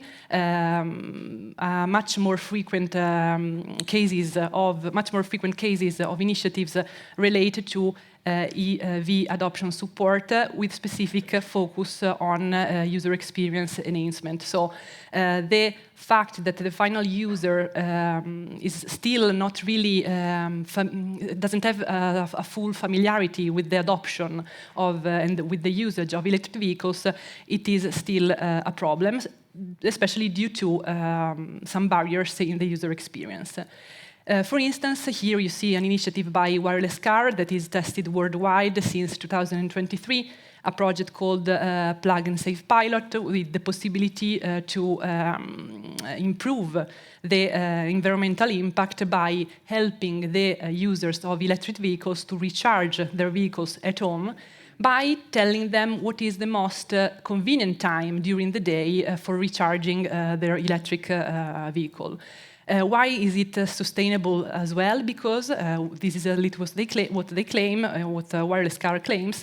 The most convenient time of the day where the final user can recharge the vehicle is usually when the energy is generated through renewable sources. So this is the type of initiative that can link the two aspects, general user experience enhancement and also EV adoption support. Then you see in our database of initiatives less frequent, let's say, cases that can interrelate, that can put in relation the two clusters. For instance, that between sustainable management of traffic and product and service enhancement. Think, for instance, of this case, Greenlight, developed by Google, even a very recent initiative that aims at integrating AI and even Google Maps driving trends into the existing infrastructures, such as traffic lights. In this way, they really managed in several cities all around the world. There are many municipalities coming on board this project to, let's say, reduce the CO2 emissions of cars that are stopped at the traffic lights at the crossroads, for instance, and to actually help the implementation of the so-called green wave, because, you know, if you keep a constant speed, then CO2 emissions can be even controlled. Other relations you see maybe less frequent are the ones that are shown here. One of the cases that we said already today, it is the collaboration between the Polytechnic of Milan and Unipoltech. Even in this case, you have the possibility to really go in deep in the data usage, because you can be, regardless of the Euro classification of vehicles, you can really see how each vehicle can have a specific environmental impact. So rather than having an average framework that can focus on several different classifications, you just focus on the true impact of a single vehicle on the basis of the frequency of use and of the driving style. You see here that there is something missing between these two words. We don't see so many initiatives that manage to reach sustainability goals through, for instance, reshaping companies' business model in terms of pricing and in terms of, for instance, pay-per-usage paradigms. So we wanted to focus even on this aspect. Here you see several subscription models approaches. We believe really that, for instance, the pay-per-use should be something that we should keep monitoring in the next years. Think, for instance, of the possibility by some insurances to discount the kilometers traveled in electric mode and let, for instance, pay the final users less in their insurance policy if they are traveling in the electric mode. So in this way, you can even incentivize a virtuous attitude for the consumer. So, still focusing on this aspect of changing the pricing models, changing the business models around the price of specific smart features, we actually asked the consumers how much they were willing to pay. We do that through an Italian survey to 1,000 consumers. Here, instead, you see analogous analysis developed by Deloitte on several countries. India and China seems to have final users that are willing to pay for in-car smart features at a good level. US, Japan, and Germany follow, but for these kind of countries, we even studied the fact that by bundling together some specific connectivity features, you can actually increase the relevance and intent to purchase this kind of features, which we believe might a nice cue for companies to know. Going back to our Italian survey, what do the Italian consumers think of extra smart features that can be actually bought? At the very first positions of the rankings, we find the devices for active safety are very interesting for Italian consumers, followed by driver assistance systems. There is the whole block of fault assistance and maintenance, accident assistance, assistance in case of theft, smart parking too. The last in the rankings are all those features more related to infotainments, vehicle to infrastructure communications, in-car payments. But what happens if we look at this ranking through the lenses of willingness to pay? Here you see nice figures related to the willingness to pay. 33% of the respondents would like to pay at least one smart feature at the purchase. 41% would pay at least one smart feature on demand. But you see that the ranking changes when we actually apply these lenses to the ranking. So assistance in case of theft, in-car payments, for instance, vehicle to communication features are interesting for the final consumer, and they would like to pay even a little bit more, an extra price for that. But the device for active safety that were, for instance, first in the ranking of most interesting features for the final consumer, or driver assistance systems, are then last in this kind of ranking, meaning that the final consumer would like to have them included already in the price of the in the final price of the private vehicle. So we saw already these sustainability goals. We presented it just a moment ago. We also wanted to link that with the actions that the consumers could undertake in order to make their travels more sustainable. And what we see here is that boomers, people in the age range between 55 and 74%, would like to have an impact by minimizing the car travels or maybe monitoring their driving habits. Completely different, the Gen Z, the youngest, between 18 and 24 years of age, they would prefer alternative transportations. This is also something that it is nice to have in mind when proposing new solutions to final users. Comparing that data with the European average, we see that 77% of boomers actually would actually use the private vehicle more than 4 times per week. Gen Z does that much less, so 42%. And actually, Gen Z would like to reduce even more this usage, and they plan to use the private vehicles less. This is something true for 31% of the respondents. So what are the conditions that would actually allow the final users to give up the car for a more sustainability solution? What we see here is that 52%, so more than 1 respondent over 2, desires more modern, efficient, and affordable public transit. So better and more frequent public transportation systems, free parking near transit hubs, free public transportations, and shared vehicles.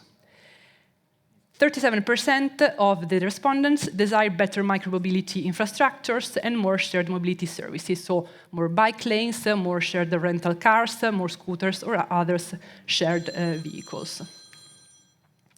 So the only part that is missing so far, it is everything that is related to electric vehicles adoption and specifically also the whole world of electric vehicles batteries. So in this respect, I asked to join me Maya Anderson, Senior Practice Manager, Automotive and Sustainability in Amazon Web Services.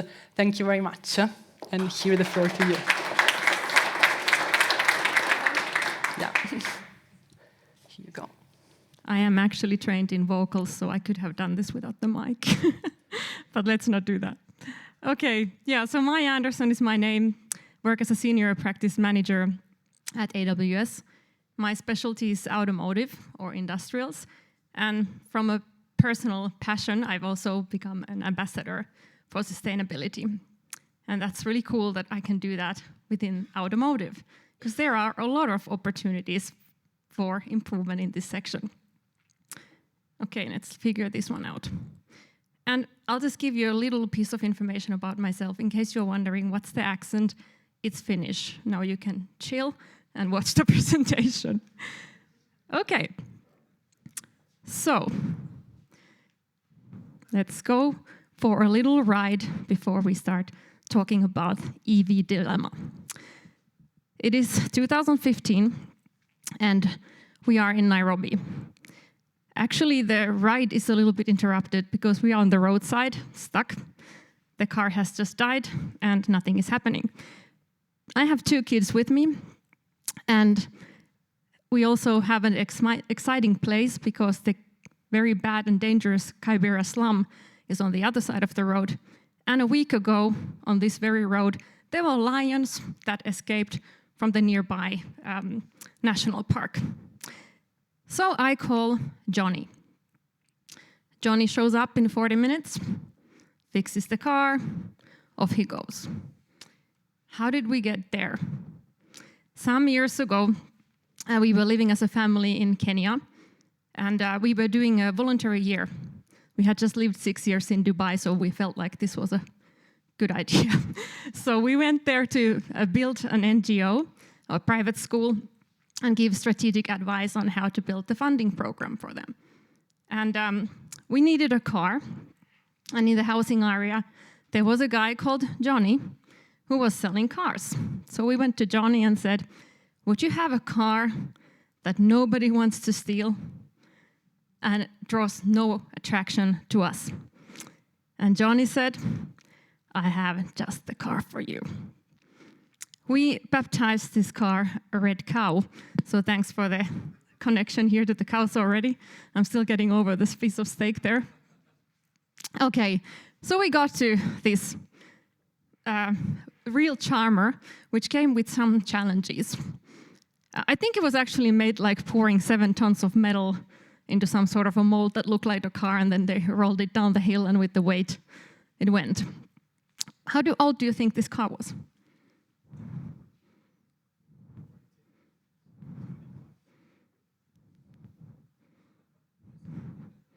Any other guesses? It's worth it. Adria has a present for you. 40. Let's give the pair of socks to the gentleman at the front. this car was 40 years old. Now it's more, right? That was a while ago. So we realized after talking to Johnny that this was not going to work without him, because he had a lot of information about this car, which we didn't. We also didn't really know how do you fix a car from 75. So Johnny came with the deal. We didn't dare to buy this car, so we said we will lease it, but Johnny would have to come and find us wherever we were and come fix it if it breaks down. And surprisingly enough, Johnny said yes. He agreed to this deal. This was basically for Johnny's first CaaS, car as a service business. And he also was really like a data collection for us. He had a lot of information about the car's history. And sometimes he was almost like a predictive maintenance for us. Like, okay, when your guys are going to take off, take an extra clutch with you. I have a funny feeling. Or he would say, like, just try to like do some simulations in his mind, what could go wrong, and then, you know, what we could do in that situation. So also from environmental perspective, this car actually would probably beat any new car with its 40 years with the CO2 footprint. So Johnny actually was providing us a sustainable, social, and economical solution. He had all the technology we needed, and it was definitely a user experience. So now, how does this all connect to where we are today? Johnny, with the data and the technology, was actually more important than the car. We could not have done anything with the Red Cow if Johnny hadn't been part of the deal. And funnily enough, the trends that we have today in automotive are very similar to what Johnny had understood. Sustainability, technology, and user experience. And the electric vehicle is seen as the culmination of all these trends. The rescuer of the automotive industry, the night coming through the darkness, save us from the uncomfortable burden of what we've been doing for the last 50 years. So let's take a look at how is EV doing, our beloved prodigy, for the Germans, das Wunderkind. Okay. Well, it could be better. Actually, we have a lot of challenges with EVs. The battery technology and recycling is not advanced enough. The infrastructure and grid capacity don't seem to offer a seamless nor even a fully green experience. We face regulatory challenges. We heard a whole presentation of that today.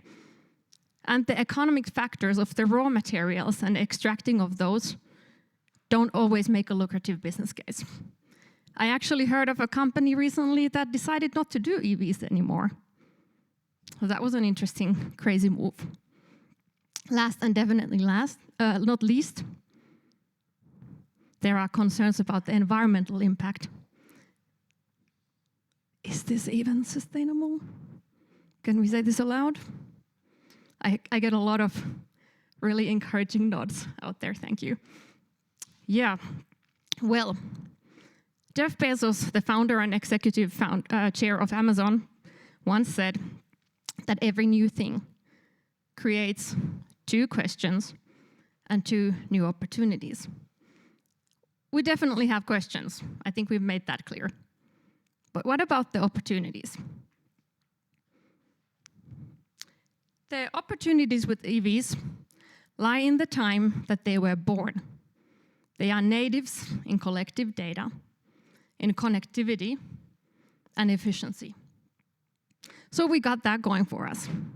And if we are able to actually leverage this and influence and leverage the driver habits, and also with all the data that we have collected, use technology and then leverage this at the end of the life cycle of the car, then we can actually make this work. Sounds like a case for Johnny. Data and technology. So let's take a look in some of the solutions that AWS provides. And before I move on, I'm going to ask you, what does Johnny stand for?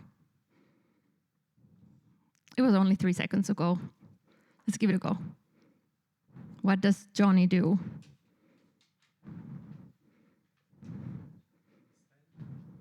Data and technology. Pair of socks over there. Okay.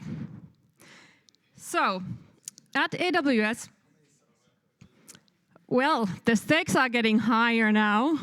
I just want to let you know this was warm-up. There's no more socks. So I encourage you to get active. Okay, there's something else than socks. That was the point. All right, so AWS, we work with automotive since the start. In Germany, we have a team of, well, 180 consultants only specialized in working with automotive and building solutions for them. And that's just Germany, right? We have solutions for load and energy management, for charge point and operator solutions. And I really want to focus on the bottom three here because we're talking about sustainability. And that would be battery circular economy solution, the battery digital twin, and battery digital product passport. And I already saw a cool example of that today that Reply also has, built on AWS. Thank you very much. And we will look into those in a moment. Why is this relevant? Why am I talking about these three? This is the only path, or as we used to say in the 80s, the critical path to sustainability with EVs. If we don't solve the recycling, this is not going to work. So I feel, and I hope that all of you feel in this room, that we are obligated to figure out this part. So I'm doing my part, and I'm telling you what is out there. Before we can move on and look into these, though, you have to understand something about battery circular economy. Now, what we are used to doing is the white line in the middle. We take the raw materials, we produce the car, out comes the car, and then straight 20 years of driving, or in some cases 40, and then to the landfill. This is how we used to do things. And honestly, this is how we still do things a lot of times. And it's really the sad truth that even today we don't really have a solution to recycle enough. I actually remember when I told Jens that I was going to talk about this, he was like, yeah, like almost all the batteries, they still end up in landfills. It's sad and it's true. So how are we going to break this cycle? Well, actually, we're going to create a cycle. There we go. So we will actually, at the end of life, need to look at this product, which in this case here is a truck. Hello to Man, truck and bus. We need to take a look at how do we recover the battery that is in this car and you keep using it, or how do we service it, extend its life cycle? How could we reuse it or repurpose it? Perhaps it doesn't go into a car anymore, but it goes to cool down on AWS data center or something. Or how can we remanufacture or take pieces out of the battery and bring them back into the raw materials? So you see all these cycles, and the smaller the cycle is, the better. The more we're going to use. And all of this obviously needs data and technology. So let's take a look at the three solutions. As I mentioned, there's many, and I just picked three that I thought were the most relevant for the recycling bit. It's just a boring dashboard. I'm just going to talk my way out of that one. You've seen probably a more interesting journey outside, where it actually shows the customer journey. But I just wanted you to roughly see what kind of data is linked to the digital passport. Now, it's a comprehensive and flexible solution because we have constantly changing global norms that we also heard today. The presentation, and I think it was really cool how he said, that we actually should be reading the law every year. Yeah, and all kinds of other regulations we need to keep up all the time. So we need a scalable solution. And we also need a solution that guarantees that that there's data integrity and confidentiality. That's why also in our case, we built this with blockchain. Or if you're sick and tired of blockchain, you can also use data spaces architectures. So now, what is the data that we get? We get the chemical makeup, the manufacturing history, and its sustainability performance, and altogether the materials that are used to build the battery. It also, and this is super interesting, provides a clear custody chain. So now you will know who has had this car, actually not the car, forget the car, who's had the battery. How has it been driven? What modifications have been done to it, especially if we think about the whole recycle thing, right? All that data needs to come with the battery.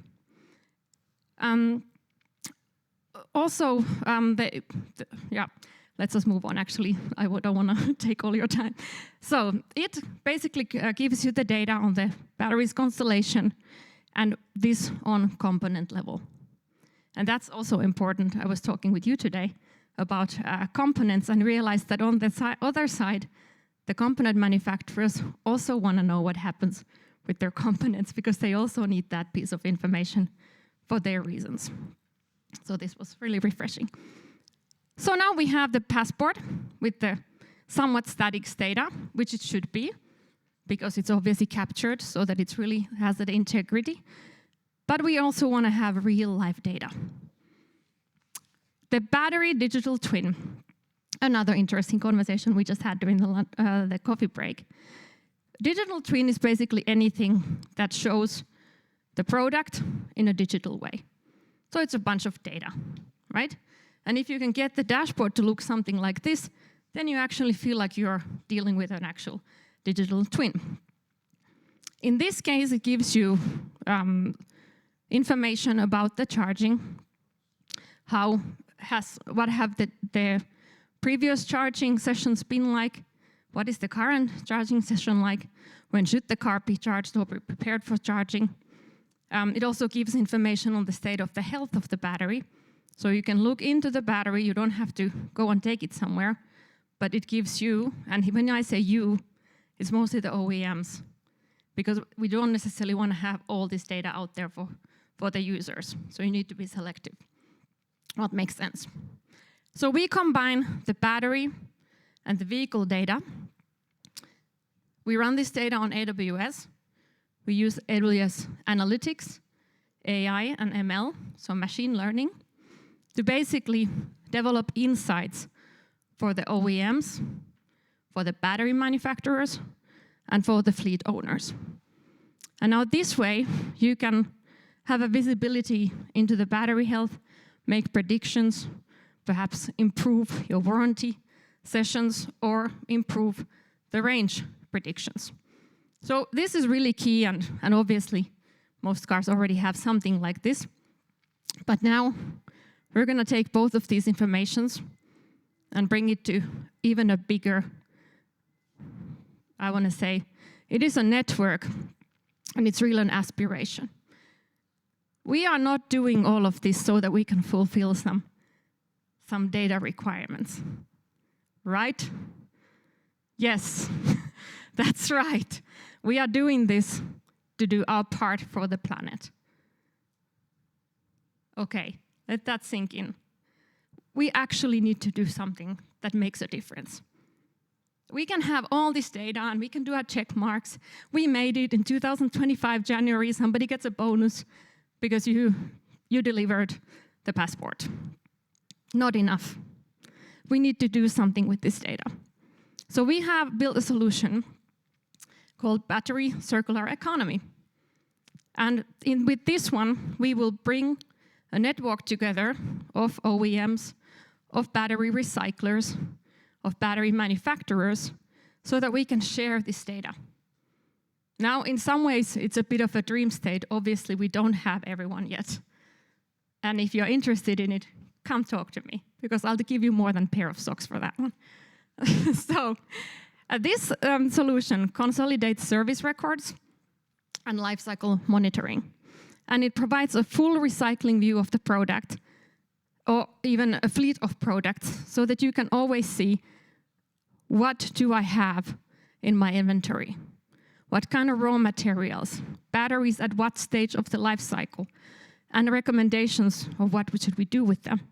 And now if you don't have the recyclers in your network, then what are you going to do with all this information? So that's why it's important that we build a network. It's important that we start thinking outside of our little companies, and we need to start coming together because time's running out. All right, now that I scared you all. So these were 3 solutions out of many, and I don't want to end there. I want to hear your challenges. I want to hear the problems that we haven't solved yet. And then I want to get together and fix it with data and technology. Really, it's that simple. As we are nearly done, I still want to show you. These are some of the customers that we engage with. Do we have anyone here from these companies? I'm pretty sure I saw Kia, Volkswagen Group. Okay, good.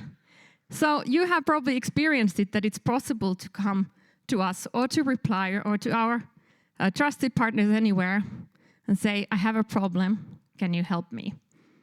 This is the proof of that. This is what our, I want to say, the framework of expertise looks like.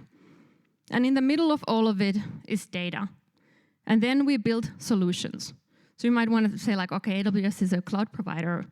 Why do you build solutions? We build whatever you need, okay? And we take our partners along. We go say to Storm Reply, let's go. We need 50 people over there, let's build this thing. And in the middle of it, Johnny, the hero, is back. We're not done yet. So as Johnny would say, let's solve complex problems together for our planet with data and technology. Before we close, I am going to tell you one more little story about the red cow. This was my favorite moment with this thing. We were somewhere in the boonies, can't remember. It had broken down once again. This time the clutch was gone and we didn't have it with us. So we pushed it somehow to off the road into this green patch. The kids went to play soccer. My husband, you can see him somewhere there. There's a hand. He's trying to fix something. I don't know. I'm like, let's wait for Johnny. So I just pull out a book and start reading.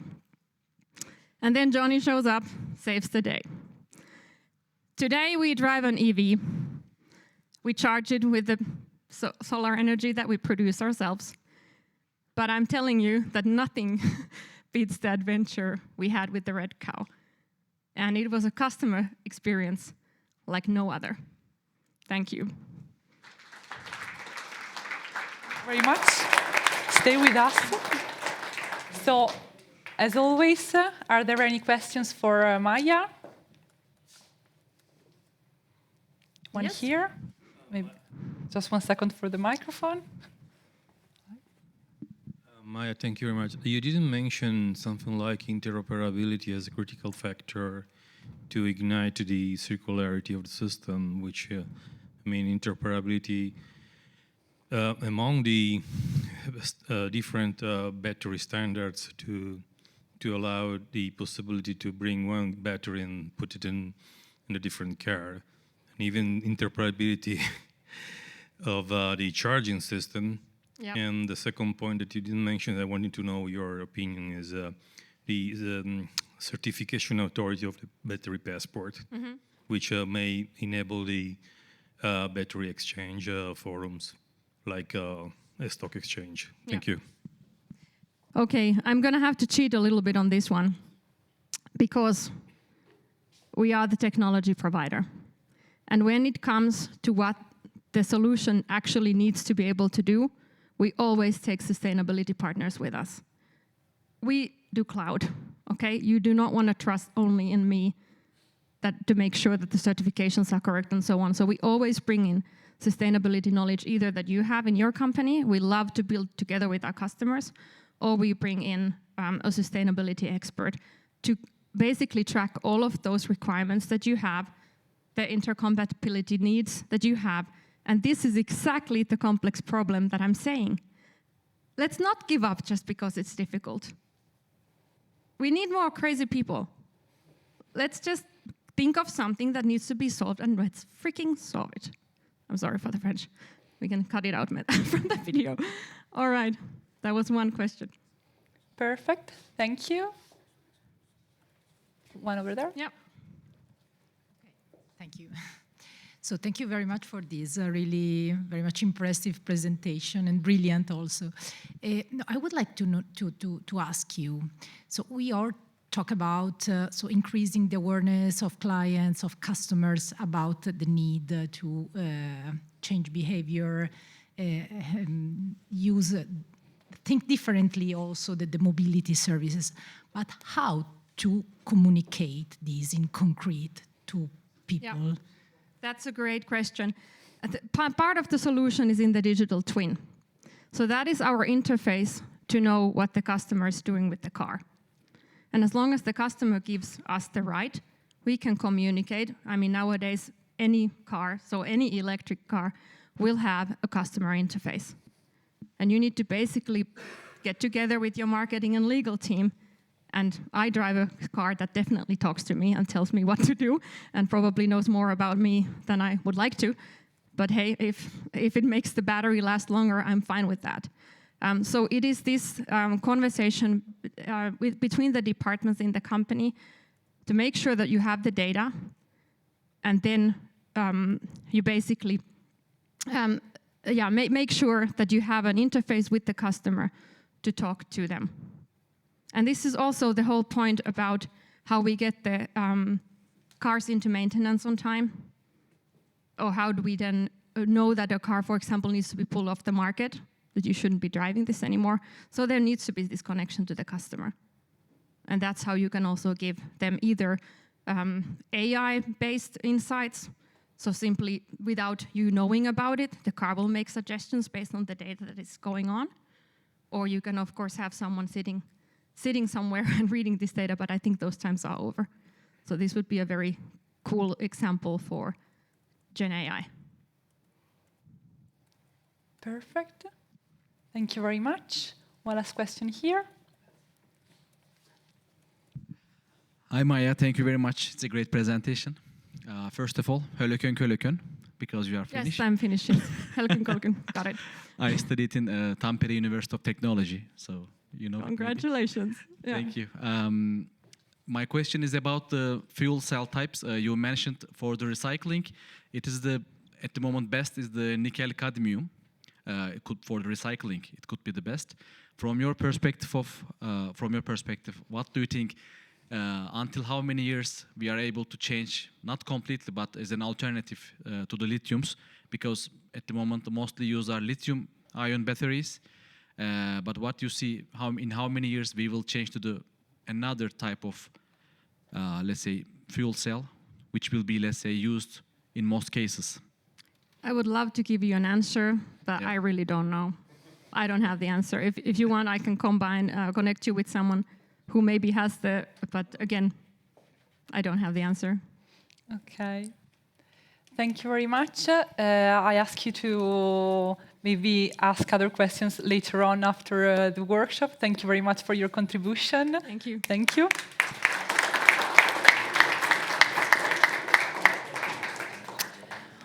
Okay, so having added this extra piece of the puzzle to our workshop's picture today, there is actually one piece missing yet, which is the mobility as a service level of integration. So about this, you see here some analysis conducted by the observatory, and it is something that it is growing in terms of initiatives carried on worldwide. It is something that responds even to the necessities of the younger segments of the populations worldwide. We saw that data previously in the previous slides. So rather than providing you with the extra insights, I would rather call here with me the next speaker, Andrea Martellone, Digital Platform Business Development and Ecosystem Strategy Senior Director in CRIF, who is going to present a very nice use case about that. Yes. Thank you. Good evening. I need the mic. Oh, sorry. Okay, no, that's fine. Sorry, I don't have nice stories. As an ex-consultant, I have just 50 slides just to say something that you already know, I think. But I hope that could be at least interesting. So I work for CRIF. CRIF is, to simplify, a data company. So we know how to deal with data, and my responsibility is to create new products. I'm responsible about new product strategy and innovation. And today I will tell you something that I hope will add something, because I've heard a lot of very nice buzzwords like mobility, like sustainability, but I think that what is missing is the customer. Now, so we talk a lot about the asset, but where is the customer? So our solution aimed as the ambition to explain something about the customer. So I want really to go faster. So in a world where, as she said, from asset to services, you need to know more about what the end customer has in mind. What are the real needs of the end customers? Because if you want to sell an asset, maybe you need some information. But if you want to sell an ecosystem of services, you need more data. And I think that OEM in general, they don't have this kind of information. For this reason, we create a new solution that we call a personal mobility manager that has inside as DNA 4 pillars. New data. So who knows what is open banking? Okay, if I'm from financial services, open banking is something that is 6 years, yeah. That is a way to get information from current account. It's something that has never been used on the automotive sector, just for credit side, but not for more about the customer. And we also add the way to transform current account movements in a sustainability profile to understand how a customer really has an impact on the environment. And then finally, it's important for us to personalize offer, to create something that is really needed for the customer. And finally, engage in something in a new way. Because I am 49 years old, I had about 10 cars. No one from OEM has never touched me, never asked me something, never propose me new stuff that are away from the asset. So for this reason, we create this, what we call a personal mobility manager that is a solution that is able to analyze real needs of the customer. We hope that are real needs, and create interesting insights to generate personalized offer in a unique, sustainable experience throughout the entire mobility customer journey. So this solution is made about few pieces. The first, as I said, is the open banking. Open banking is current transaction that you have into your current account, okay? So we find out, because we crunch billions of information, that you can get a lot of interesting insights from this. But you can add with internal data. Today we spoke about a lot of internal data that the mobility provider has. We can add digital footprint. It doesn't mean some low KPI, low insight that you can get when you interact with your customer. And obviously specific data that you can get from the customer. Crunch all this data to generate mobility profiles. We have some examples. I will show you later of what does it mean, these mobility profiles. To do what? Again, to offer new services, to personalize offer in a new, engaging way. But how? We strongly believe that it's fundamental to raise the awareness about the impact on the environment.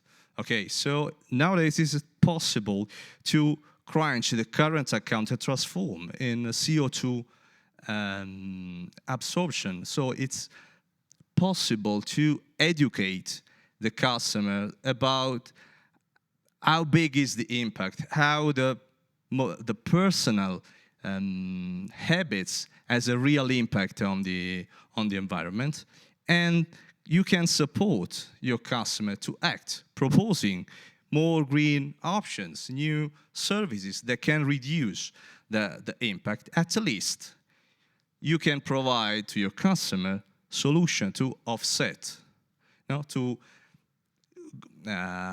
support the reduction of emission that they can reduce. Just to simplify, to go on something that is tangible, these are a few examples of customer profiles that we can obtain through this kind of solution.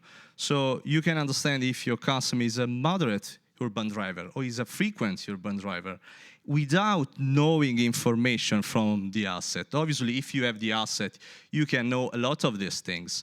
But if I am a car renting addict, I don't use I don't use a car. I use a third-party car. So you don't know information about myself. Or if I'm a Gen Z people, if I don't know own a car, I'm a public transport addict. Which kind of services you can provide to me?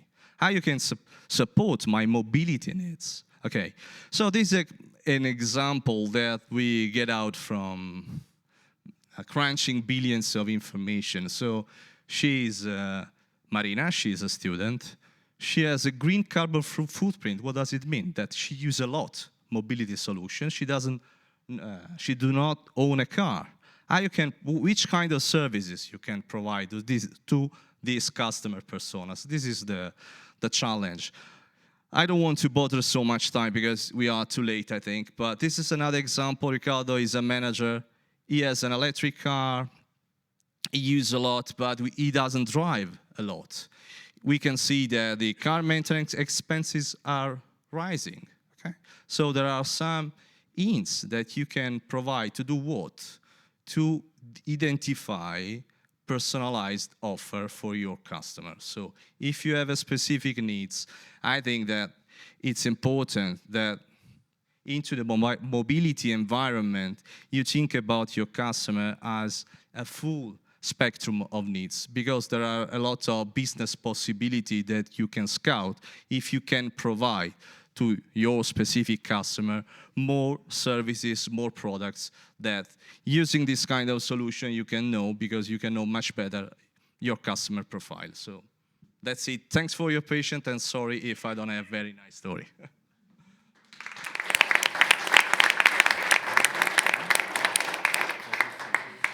Thank you very much. So, as always, let's see if there are some questions, given that you have been very you manage very well the time. Maybe we can spend some more with some questions. Let's see. Maybe here, yes. Thank you, Andrea, for your presentation. I want to ask you maybe more in detail or in concrete, how does the personal mobility manager leverage the transactional data to create these comprehensive customer mobility profiles? Okay, we are Scrifa, we are an ASP. It doesn't mean an account information service provider. So we work with financial services to crunch open banking data on, in general, on credit process. And we are able to classify every single movement of transaction and aggregate, define interesting KPIs, and create the example of customer mobility profiles that we have shown. So this is this is thanks to the ability to crunch billions of transactions that we have at European level. So it's are very, very valuable information for that we believe are. Thank you. Yeah. Thank you so much. One question there. Two questions. The first is, what about privacy? Because we are speaking about transaction of the customer. Yeah. And the second question is, we work with CRIF for e-toll, tolling. And as a TSP, we have a lot of problems because you can transfer some data only to the insurance and not directly to us. Yeah. So this is the reason of the first question, so the problem of the privacy. Yeah, okay. So PSD2 is a consent-based access to data. So a customer should provide this kind of information, but the power of this solution is that we are able to crunch all the information that we have collected historically now at a European level and define customer profile that are generic enough to get a lot of value but are not connected to a single person, so are fully GDPR compliant. Now, so we can also provide a solution that we can tag this kind of customer profile to your specific customer once he has provided to you the connection to the current account. So it's fully consent-based solution and GDPR compliant. I hope that I answered your question.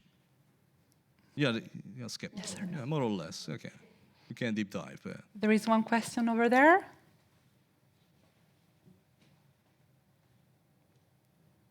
Thank you. One question. Is it right to say that, let's say you are customer focused, but those type of services are, let's say, indeed for the customers, or it's like you can sell this type of information, so have a different kind of customer? For instance, if you partner fuel provide advantages. From my bank account, you know that I'm going to fuel my car, I don't know, Kuwait, for instance, and then you can say to someone that you can leverage this knowledge to give me a discount on Kuwait. So definitely there is a service for me at the end, but I'm your customer or not directly? Customer of this solution are mobility providers, are not the end customers. The end customer are customers for financial services. Okay, so bank, PBFM, BFM use more or less this kind of solution. But I think that, again, you are young. You are a young person, not me. Yeah. So, but your needs are maybe more complex than a simple usage of a car. This is the trigger. So as an OEM, a mobility provider can enlarge the ecosystem of services that can provide simply. So in Italy, I know Unipol, I know Telepass that are building ecosystem of services. This is the next wave.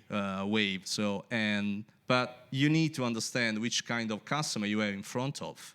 And sometimes the driving habits is not enough to understand if you have a cat, a dog, no? Or what are your I don't know, food habits if you travel without a car. No? So these are all triggers that can pull it out from this kind of idea. Okay, thank you. Okay. I ask you once again if we can stop here with the questions, because otherwise we are running out of time. I hope you stay here a little bit after the workshop to answer some other questions. Thank you very much for your contribution too. Thank you. Okay. So for our last part of the workshop, I once again ask some help for positioning and reorganizing the stage. So we really added so many pieces to our conversation today. Let's see how the final panel will build even more knowledge through tire manufacturers, car makers, and the telematics service providers' perspective. So I leave the floor to Piera for the moderation of the next part. Thank you very much. No, this we need it, so we'll do it. Yes.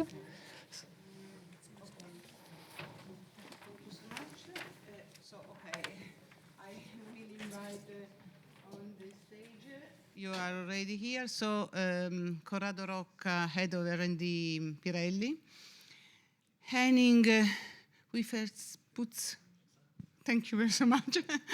Head of OEM Business Integration Targa Telematics. Jens Bonen, Head of Delivery Automotive and Mobility Solutions Storm Reply. Thank you to everybody. So, we have spoken and we have seen a lot till now that we can leverage on data to obtain value. I would like to start with Corrado. We would like to understand the possible valorization of the data, and we look at opportunity to obtain the value from the data, not only inside the company, but also working together with other companies. Can you tell us your experiences in which you managed to extract value working with other groups or other entities? Yeah, first of all, good afternoon. Thanks for inviting. A couple of words of what we do. Maybe if you go to the next one slide. Actually, I'm responsible for a group in Pirelli where we put sensors in a tire. And we spoke a lot today about digital twins. So we actually extract information from the interaction between the tire and the ground. And we generate a lot of data. So I think it's quite spot on. Looking beyond what we do internally, which of course is a value of data also for our R&D colleagues, I would like to mention maybe two use cases. You see two branches in this part of the slide. Actually, we generate information, which is basically the tire passport. We spoke about TPMS. We speak about grip. And we have two major users of this data. One is OEMs, which are our traditional customers. You know that Pirelli is serving most of OEMs with tires. Because using this data, we can enhance vehicle dynamics, because until today the tire was a dormant element in the car, and now we can send additional information to make cars safer. You mentioned something also from ZF standpoint, and that's, I would say, where we all started. But once you get digital information and this kind of thing, we started to see opportunities in our digital ecosystems. And this is going on the right side. So the connected cars are giving really a bunch of opportunities. And maybe if you go to the next slides, just to show you, only talking about tires. Oh, no, maybe. Okay, so that was just one. Basically, we have, for instance, one cooperation that we did with Movyon, which is the technical branch of Autostrade per l'Italia. So the idea is that, cars become moving sensors, and these sensors can basically retrieve information while the car are passing on the roads. Today, the maintenance, as you heard many times, is a big money problem. And of course, if you want to really monitor the highways, you can do it with the traditional ways, which are old fleet means, which travel typically on the slow lane, or you can put sensors and do data processing using cars as sensors. And we have proven that you can extract information which are useful to other stakeholders still in the mobility ecosystem. So this gives just a few ideas, but we heard many today about the dealership, insurance, tire as a service. So there is quite a bunch of initiatives that we are running, and basically they are hearted as a concept of the digital twin and the features that we can extract out of it. Okay, thank you. It's very interesting. I would like to make the same question to Henning, but from the point of view of the telematics service provider, how you help your customer, mainly the OEM, to have valorization of the data coming from the connectivity solution? Yes, thank you. So basically, we start from the value proposition to see what's the use case of our customer and how can we best serve this one. Because our customers, which are mainly bigger fleet customers, so in the rental car space, leasing, all the big leasing companies in one or more countries are our customers, big corporate fleets, other service providers, and as you mentioned, OEM customers. So like, I think some of them are public. Stellantis is using some white label service of Targa when they published this one. And in order to do so to offer services for our customers and also sometimes under the name of our customers for asset management to see what's the mileage of all their vehicles in their cars, what's the fuel levels, how much EV vehicles are being used, how much combustion engine, thermic engine vehicles are used, how many miles were driven with each one. We collect the data. We use our software platform and the data analytics in our platform to work with the data. We apply operated services for specific use cases, like if it's a stolen vehicle recovery as a service, either for an OEM or for a big fleet customer. We use our own control rooms to work on the data. But of course, one of the underlying things is where do we collect? So I think it was in the EU Data Act discussion, say there's a lot of raw data being collected, and how does this raw data get into being able to be used for a service? So if I want to see the miles, kilometers driven across a big fleet of a leasing company, how can we collect this information? And fortunately, increasingly, it's based on factory-installed hardware sensors, which are either by Kia or by other companies. BMW is in the room too, Stellantis, are collecting this one with several or most of them. We have agreements in place and done the technical integration to collect the information about the fuel consumption of that vehicle in real time, almost real time. For cars where we don't get any data, because there's still some vehicle manufacturers who are not in a position yet to share the data because of contractual process or technical reasons, or if a specific data item, if it's really very, very detailed in the respect of batteries, then we use hardware which is installed by Targa or by our partners, or we use from other devices. So therefore, it's a mix, and we actually do start, and the Tesla example was also a slide ready on this sheet, that we use data from factory installed, so sensor data, and combined it with data from a box we have, or installed vehicle recovery, the same thing, that we have a device installed after the vehicle is with a leasing company, rental company, or an OEM, and we have a second information from the sensors factory fitted, and we combine both of them to get the maximum use. Okay, thank you. We say that we have a lot of data, quantity of data, but Jens, we know the importance of quality behind the quantity of data. Can you share with us the approach of Storm Reply in data valorization and the main strategy, we can say, and also the method we use to extrapolate, I don't know if it is correct, and to obtain real value from the data? Yeah, so first off, I think the data quality is crucial, and I think a lot of people understood this also now with Gen AI being a hype, or large language model outputting a certain bias, so people are experiencing what data they put in has an impact on the outcome. So I think first off, I think the data quality is crucial. Everyone is talking about Gen AI or machine learning, and the enabler for that is the data and the data quality that you put into the system. In general, maybe also a little disclaimer, I think cloud is a commodity in that because it's an enabler. I think also security, of course, is job zero, as it should be, so I'm not pointing it out explicitly. And I think there are three aspects from my point of view that when I think about data and data quality, which is generally accessibility, the flexibility in collecting data, and also the cost. And I will maybe give you a bit of an example. So the accessibility, I can tell you, one thing we hate at Storm Reply is something called ETL. And we really hate to, pay people money to just transform something from value A to value B.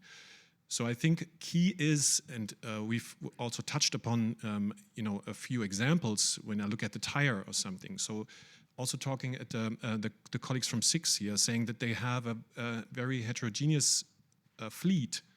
You want to ensure that the data you're collecting is normalized. Ideally, when you receive it in the cloud, so that data processing at the edge is defining that you always get the right value for tire pressure, that you always receive a PSI value with a decimal of, I don't know, 3 or 5 zeros behind the comma.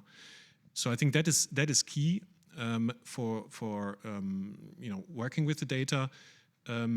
So that's kind of like a zero ETL approach. The second thing that I said about flexibility is we talked a lot about regulatory aspects and that they are changing. Also, there's customer feedback. So imagine that you are collecting data. You can either collect it as we heard a few numbers today that how much a truck is producing on data per hour. So that's a cost thing. But at the same time, you can either collect all the data that you can get and store it for whenever you need it, or you can do it on a per use case basis. So have a more kind of like a use case strategy, which needs to be enabled also on the edge side or on the vehicle side, saying that you need to ingest information on what data you want to collect.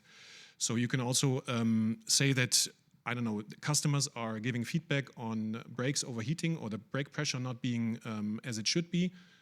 And then you could say, okay, I impose on my cars to give me the brake temperature and the brake pressure and the speed of the car only when the brakes are being handled or pushed, so that you can selectively collect the data. This is, I think, a great value if you have that flexibility. And lastly, the cost. I mean, approaching the elephant in the room, being part of the food chain, so to speak. I know that all of this does not happen in a room full of money and budget. So I think that if you are more on a use case centric data collection side, you can save a lot of money, and you can concentrate really on the data that is most valuable. And I'm biased, yes, because I know that all those aspects are offered by, for example, AWS Fleetwise, which is a kind of like an IoT service that allows you to do that flexibility already on the edge. Sure, the technology can also help us in this. So we know that the valorization of the data is the goal, but as Jens mentioned, there are some issues, and one of these issues is the regulation. Can you, Henning, please tell us how do you want to help your companies, your customer, to face the act and to address their data management, their change management in data management? Yes, because it's an important element. I think it's good also from a customer driver perspective that this is covered. And it's one of the main things in the discussion.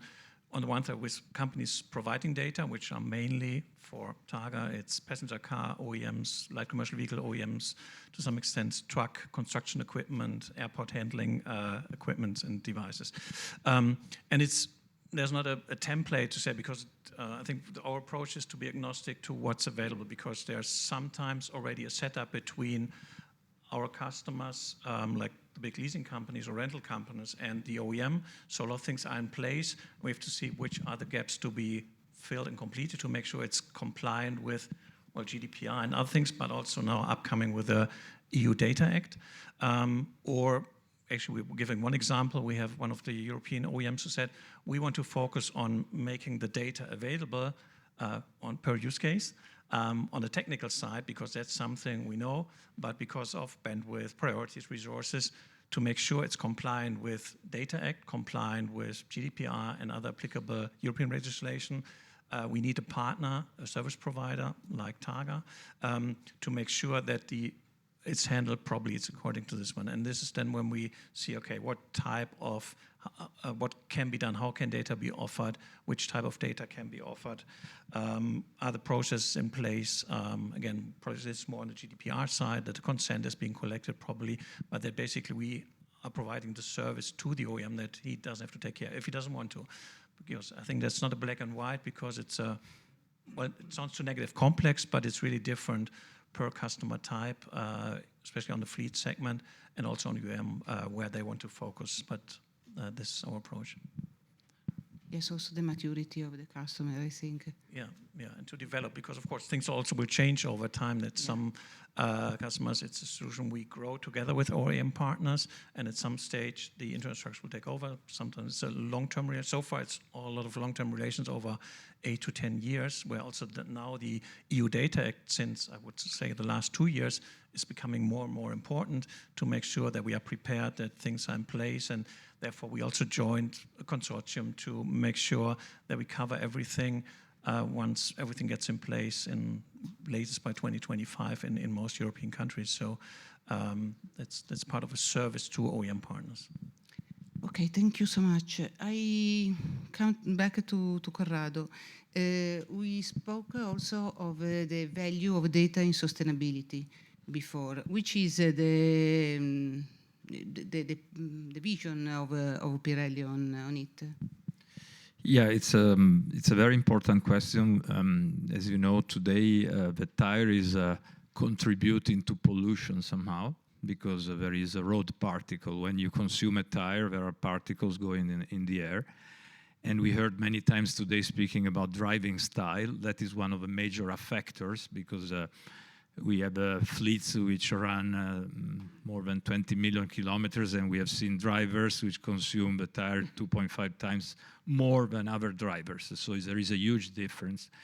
So the opportunity of digitalization and mixing together what we can extract out of the tire digitalization, so algorithms which can, for instance, predict the tire wear, with, let's say, the data that you have in the vehicle, just like a driving style, can really create a combined way which can be used, in my opinion, to a broad ecosystem from, let's say, the B2B perspective, because fleets, of course, can, I think more or less 25% of the cost for the fleet is somehow related directly or indirectly to tires, because tires contribute to gas pollution if they're not inflated, because they wear, so there are a lot of contributors. So the education to the professional ecosystem, in my opinion, is very important. So the fleets, but also the dealers.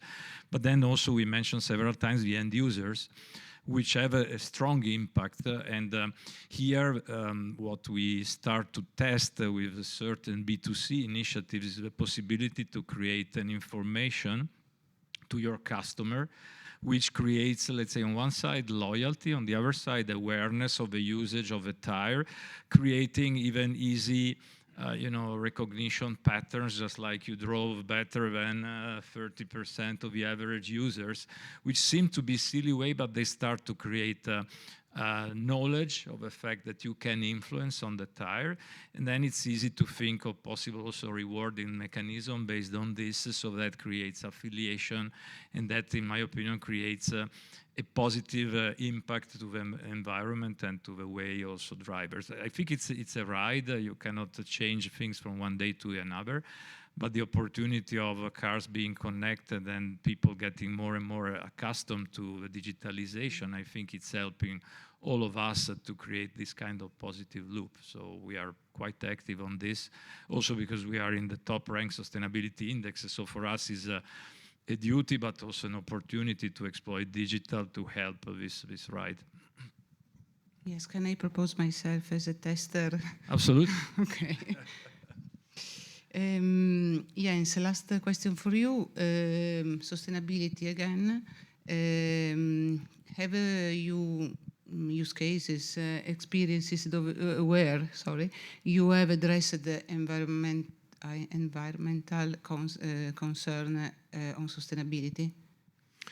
Yes, and definitely when you talk about sustainability, especially in IT, there are multiple layers. So what we as Reply in general, and also specifically as Storm Reply, do is engage on multiple of these layers, namely going into FinOps, general cost management at the end of the day, together with community building, but also using GreenOps, of course, to ensure higher efficiency of, algorithms or general processor power usage. I have examples of also FinOps. We created a FinOps practice within Audi. They're within their Cloud Foundation team, and we were able to save them 30% of cloud spend in the first 12 months. So those are examples, but to be honest, those are, numbers say that only 3% of the general impact on sustainability you can achieve within the IT sector itself.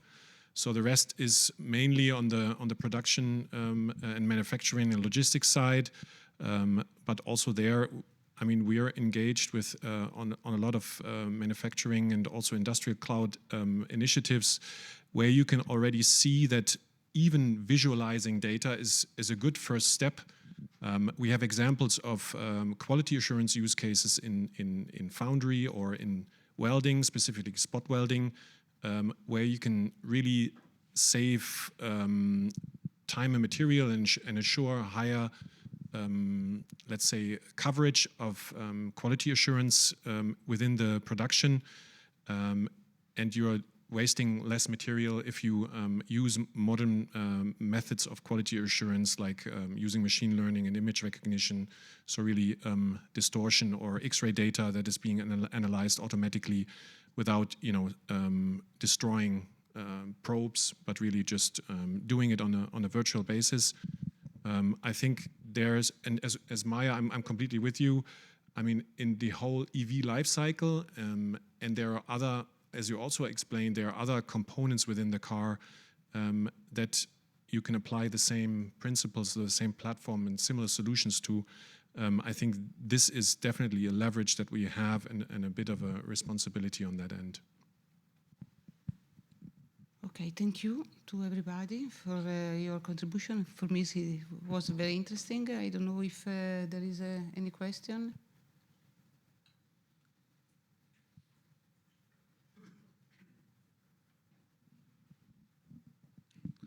Okay, I have a question for Henning of Targa.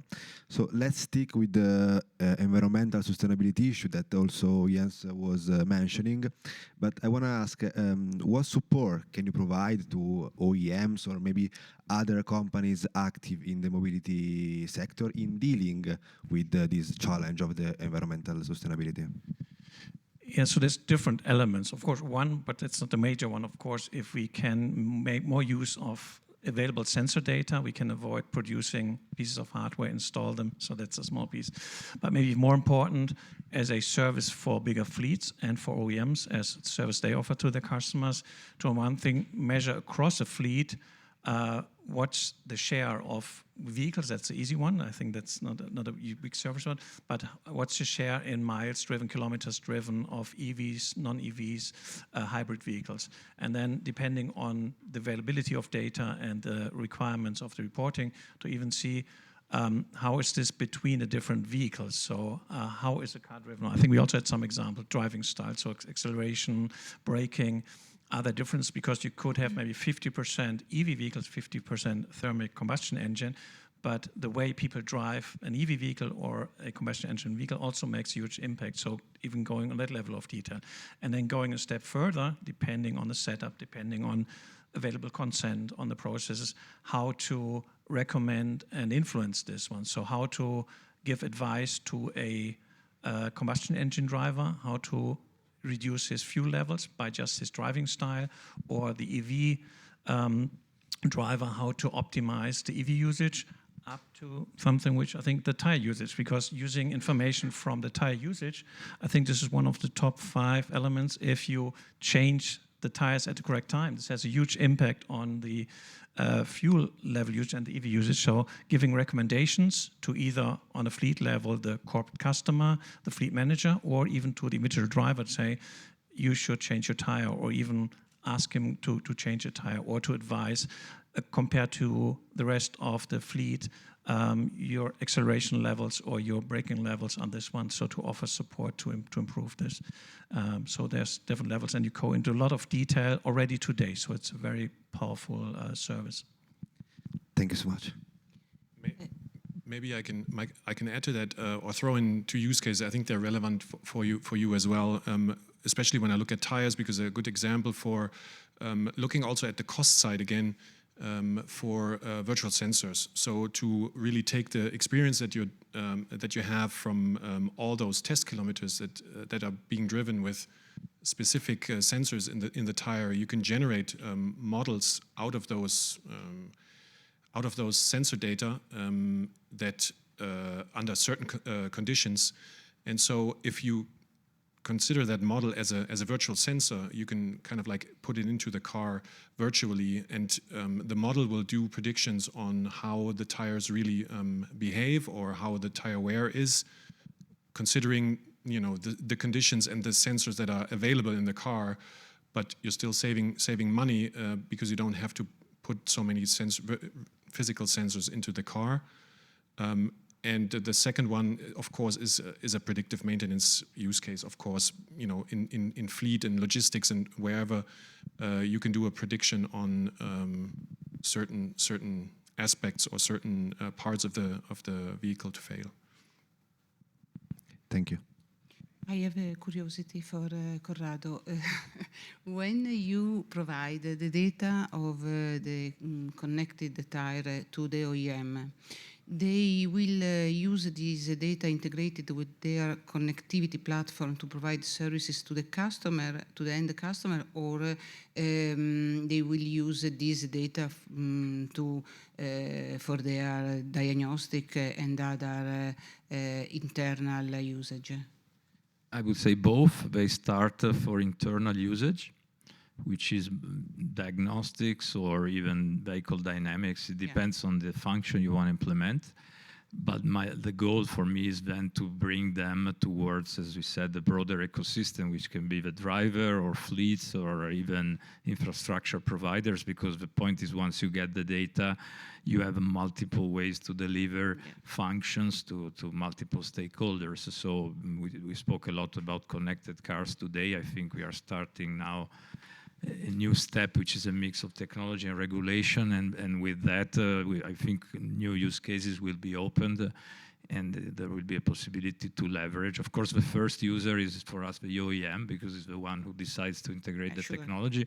But once it is there, then you open up a lot of new opportunities. Thank you.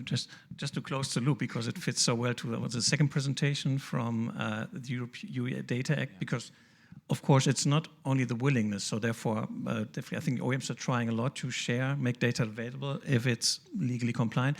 But basically, I think this reading the EU Data Act, which was recommended earlier today, you can see that this is one of the push. If it's used internally, that there is a momentum with EU Data Act, so it needs then to be shared if a fleet or somebody else wants to use the same data. Someone needs to make it available. And in supporting this I think will make all our lives easier, because then it's available to, I would say everybody, but everybody who is legally in a position to get the data. System. Yes, yeah. Okay, thank you so much. Thank you very much. I think there are no other questions. Thanks for your contribution. Okay, thanks. Thank you very much. So, we managed to cover all the aspects that we were planning for today's workshop.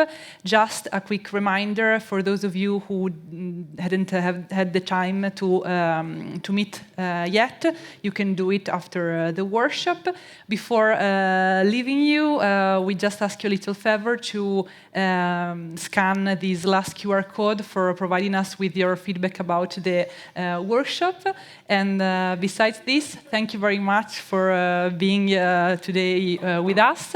Thanks to Storm Reply for hosting us, and hopefully see you all very soon. Bye and thanks.